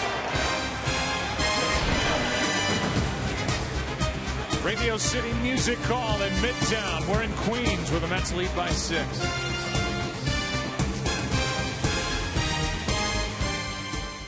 He was alerted to that fact when he came off the mound and into the clubhouse. Ned Yost's office. We talked to Ned as you look at the pitching matchup for tomorrow, game 4. Ned said he was told that Edinson Volquez will be back with the team tomorrow. Darno is on to start the 7th. He's 2 for 4. Ken Rosendahl, we have more on Volquez. I do, Joe. Pitching coach Dave Island also spoke with Volquez. Didn't talk about pitching at all. Didn't ask if he was throwing down in the Dominican Republic. But Volquez assured him that he would be back tomorrow and ready to start Game 5. If there is a Game 5, it's a rematch of Game 1 with Volquez against Harvey. We showed you the 2 pitchers for tomorrow. That's a fascinating matchup to me, with Chris Young, who was so good in Game 1, former Met, against Steven Matz, the young left-hander who was 4-0 in 6 starts. Here is Lagares taking ball 1. Matz will be making only his 9th major league start when he gets the ball tomorrow night in the World Series. And Joe, that's why I thought the job Syndergaard did to make the adjustment and to give 6 innings was huge, because they do want a full rested bullpen with Matt starting the game. Remember, John Neese was up in the bullpen in the 2nd inning of this game. That's how wobbly it was for Syndergaard early. So for him to get out there and get 18 outs, the way the game started, Matt's tomorrow, 3 days, 3 games in 3 days, huge. A strike to Lagares, who's really getting good swings. He's 1 for 1 tonight. Ryan Madson takes over. His numbers this postseason, the home run ball has been his nemesis.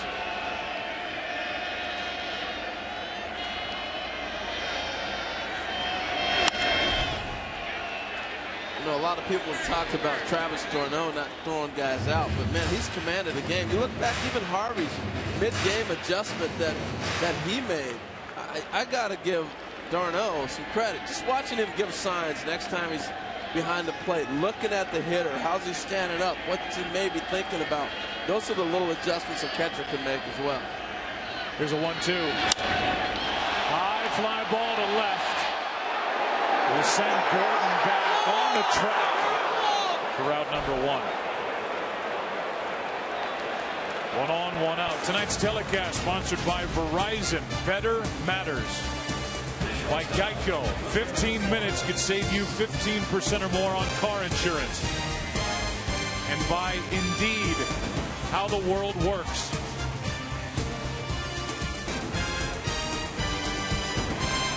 Wilmer Flores digs in.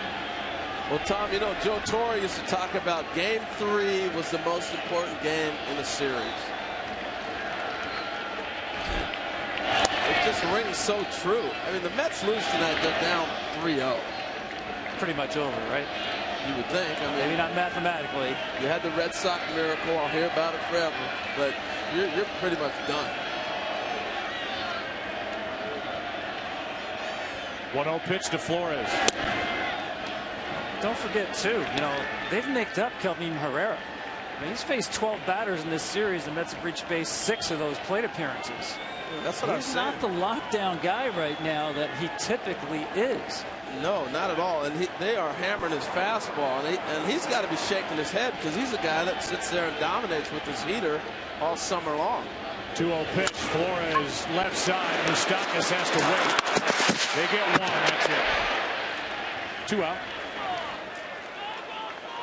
Couple things have happened in this game tonight. Welcome inside our broadcast booth. I'm Joe. That's Harold. That's Tom. And while you talk about Syndergaard persevering through that tough 2nd inning, David Wright in that number 2 spot in the lineup, the captain for the Mets, he's had a nice night, a 4 RBI night. Yeah, you know, it's the approach. He made a great adjustment. The first game they pounded him in. He looked like he hadn't seen a fastball in 6 months, which he probably hadn't. And he just has been able to make an adjustment and hammer that fastball tonight, paying off early. I think it means a lot, too, when your star players perform like stars. And as much as he means to this franchise, a little more meaning behind that home run. Here's Neuenhuis pinch hitting for Addison Reed, who had a quick and easy 7th. You know, this game flipped real quick to the advantage of the bench being with the Mets. That experience playing a National League game all season long. But you haven't even used Johnson yet. Uribe came in. Lagares is still in, playing good ball. Just that coming off the bench and being put in situations that you're not used to is tough. You look at Mondesi. That's who they had to bring off the bench in Kansas City. First major league at bat. Here's a 1-1. Ball 2. We'll see a lot of that in the next couple games in the National League Park. Uribe was a part of that outburst in the 6th. An RBI base hit to right, a run scored. Probably the most important at bat in that inning. And a guy that wasn't active in the NLCS. And some people may have wondered why not Morales when Mondesi took that at bat. Well, Morales is a guy Ned Yost would save for a key at bat with runners on later in the game, not to lead off an inning. 3-1 pitch. Full count. Yeah, I didn't have a problem with the decision to use Mondesi right there. And if he gets on, he's going to do some things for you.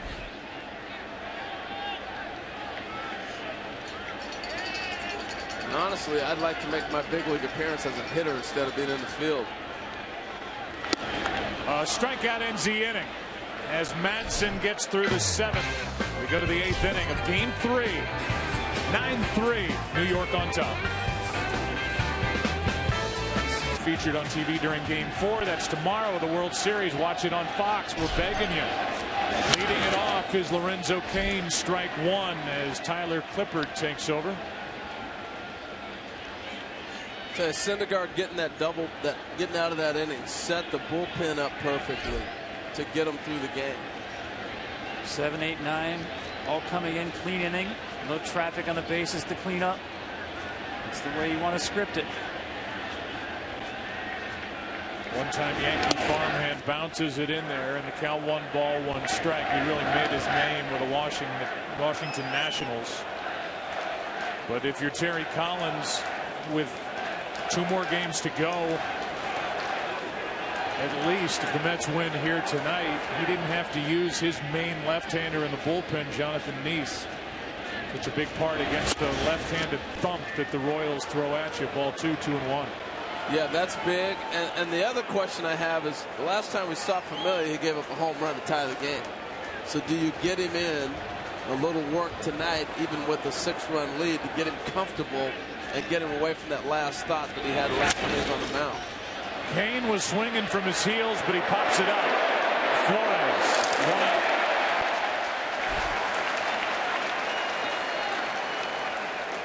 We know Game 4 is tomorrow night. Game 5 if necessary, and it would become necessary if the Mets win this game or don't win tonight and win tomorrow. That's 8 o'clock Eastern on Sunday night after a Fox NFL Sunday triple header.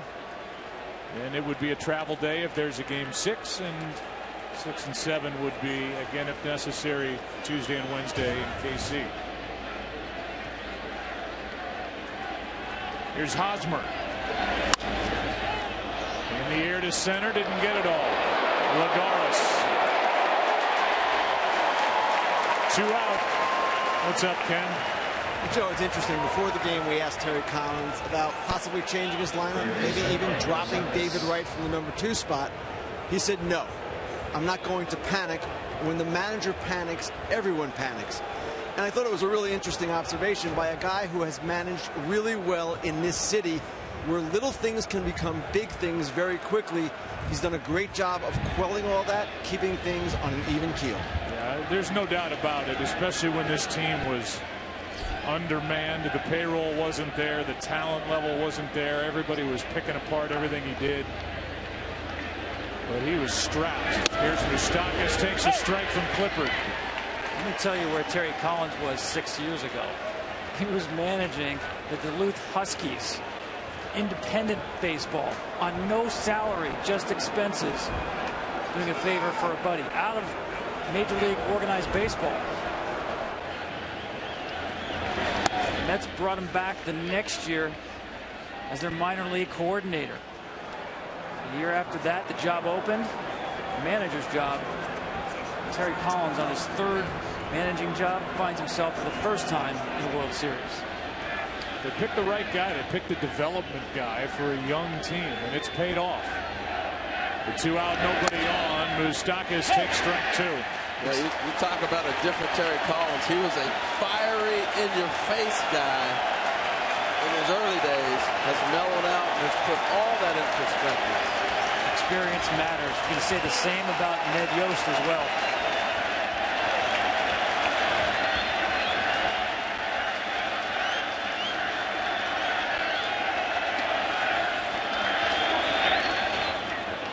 Terry Collins first got a shot to manage in the big leagues, 94-96 in Houston. Then went to the Angels, 97-99. His good friend Jim Leyland is here. He was a part of Jim Leyland's staff, and it's why if he ever took the jacket off, you'd see he's wearing number 10 in Jim Leyland's honor. There's a 2-2. When you wait as long as Terry has, and you've had all the experiences he has, you don't forget where you came from. And your players sense that as well. You talk about not panicking by changing the lineup. Don't panic by changing who you are either.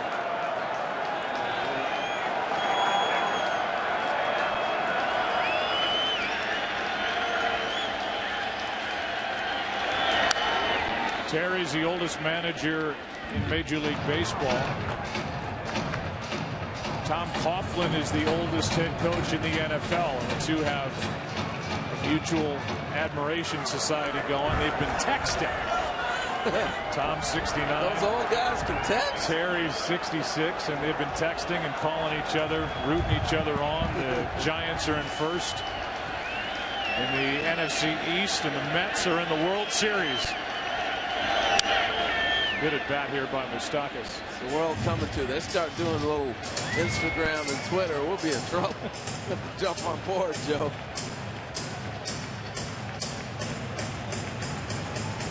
He's like Tom, you know, he's maybe the oldest doing it in Major League Baseball, but he is full of energy and just a joy to be around. These players love playing for him. 2-2 pitch.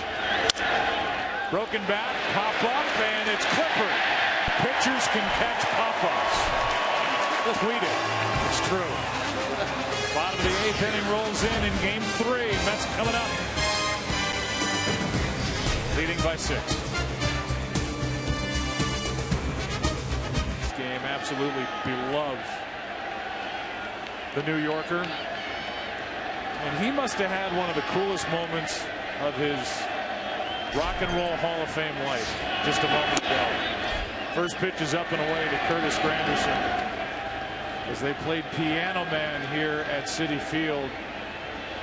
To be the guy that thought of those lyrics and recorded that song is in the Rock and Roll Hall of Fame, and hear an entire stadium here cheering on the Mets, seemingly know every word and sing along. It was cool. Really was. 1-1 pitch to Granderson. Ball 2. Tell you what, this is a beautiful ballpark too, man. Talk about passionate fans. You come across Met fans, they're like diehards. They've been waiting so long for things to happen. That is knocked down somehow, and the out at first as Medlin takes care of Granderson, able to defend himself. Third baseman, Cold night. Any night you don't want a ball coming back at you, but on a night like tonight, when people are wrapped up looking like that, that ball hurts. It's real time for you. Woo! Cat quick reactions though. Enough of the glove to slow it down just a little bit. Scoreless inning put up by Madsen. And now it's Medlin. And the guy left out there for Kansas City is Wade Davis. So they've seen them all. And this is, again, game 1 of what the Mets hope will be 3 straight games. A hit and a strikeout on the record of Madsen. Yeah, I think Ned Yost did a good job carving up these innings here with his bullpen. Nobody really got extended with high pitch counts. 2 out. Here's that moment for Billy Joel in Citi Field.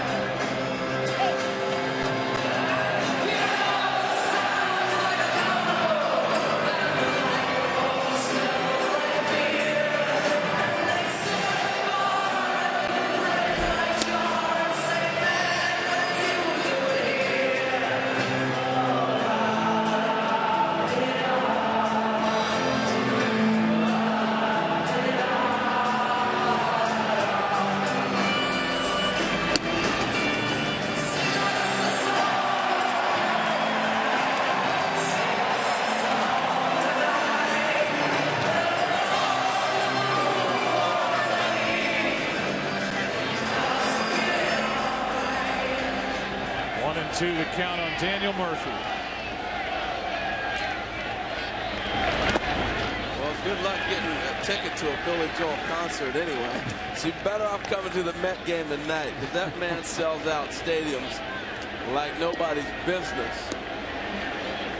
He is an American treasure, Billy Joel, and a New Yorker through and through. And the line that resonates, the manager gives me a smile. Think about Terry Collins and a young starting pitcher, Noah Syndergaard. Not yet. You get the smile after the game. Well, this has been total domination for the Mets. It started off tough, but once they got that lead, man, they poured it on. They played a beautiful game.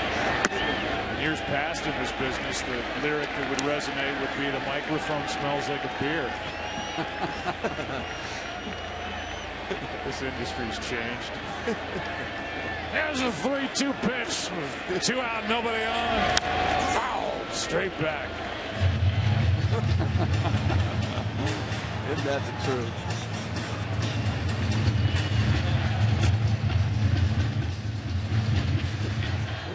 Nice face from Murph there. He's still wondering where was that? Exactly. Was that a 3-ball or a 2-ball? He will never give up an at-bat, never give up a single pitch. And he is still hitless tonight. Game 3, line of action. On the field, in the seats, on the PA system, 9-3 after January on Fox. And typically when Jeurys Familia comes into the game, it's farewell opposition. He is in there to get an inning under his belt, as you said, Harold, to get the taste out of his mouth of the blown save in game 1. Yeah, I think this is a critical move by Terry Collins. If you're going to win the series, it's going to be this guy having to close games out for you at the end. He's got to have his confidence high. I think it's a very important move right now to give him some good thoughts as he leaves this ballpark tonight. Salvador Perez first up, then Gordon in the pitcher spot. 9-3 game. And just in case anything starts to brew and they don't have to wear out Familia, there is more action for the Mets out in their pen. As the right-hander Robles gets loose. They want to get him work, but they don't want to wear him out. 1-1. Honestly, I wouldn't have a problem if he just threw this hitter and said, that's it. Here's tomorrow night's starter, Chris Young, taking on the kid. 36-year-old Chris Young, 24-year-old Steven Matz. A 1-2. Up the middle. Flores, what a play, 1 out.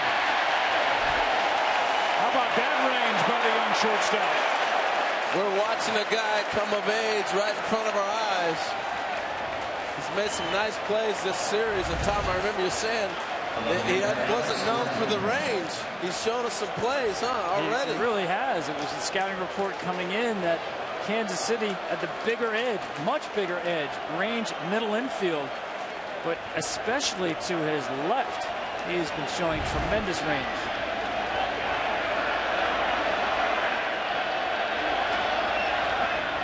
Here's Alex Gordon, 1 out, nobody on.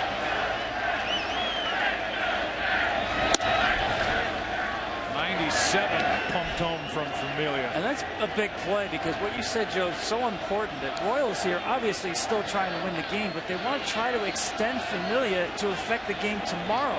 Get him over 20, 25 pitches. Here's pitch number 6. Strike 1. Plus, the more you move the line, the more guys see him. The guy in the on-deck circle is the one guy I really wouldn't want him to face tonight. That's why you could make the case that you could pull him after this batter, up by 6. Gordon, strike 2. Because don't you know, it's going to come down to those two in a confrontation in a National League ballpark. They're going to Morales against Familia late in the game. So save it. I'm not too worried when that guy's got his good stuff. No matter how many times you've seen hard sinker and the 93-mile-an-hour split. 2-2. As we said in game 1, Henry Mejia was supposed to be the closer, suspended twice for PED use. Familia took over. Was brilliant. He gets Gordon swinging, 2 down. The ball gets on you in a hurry. You know, the radar gun reading can be one thing, but a guy's delivery and his motion tells a hitter a lot. He hides the ball and then it just pops on you. And how about the movement? You saw Gordon look back. I'd be surprised if he asked the umpire, was that ball round or was it out of round? That ball moved a lot. Here's Morales pinch hitting. Scoreless, strong frame put up by Chris Medlin. 2 strikeouts.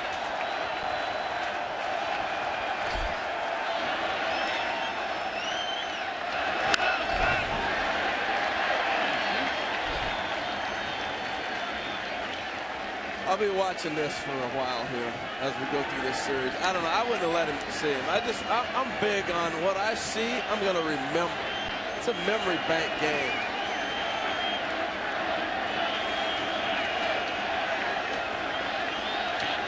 Morales can handle a fastball. David Wright fitting that he would make the last put out. And the Mets are on the board of the series as they win game 3, 9-3 behind Syndergaard. A 4 RBI night for David Wright.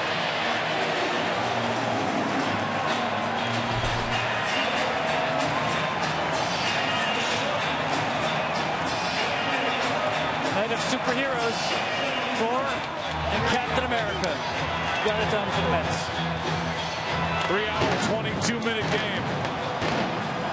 Syndergaard the winner, Ventura the loser. Big night for Granderson as well. Tom up there calling for the Avengers. 3-7-0 Kansas City, 9-12-0 for the Mets. Kansas City up 2-1.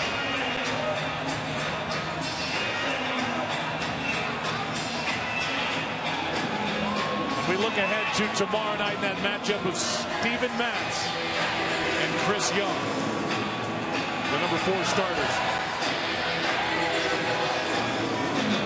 Well, when you think about it, you're going to switch some guys over to the other side of the plate. Zobrist will be hitting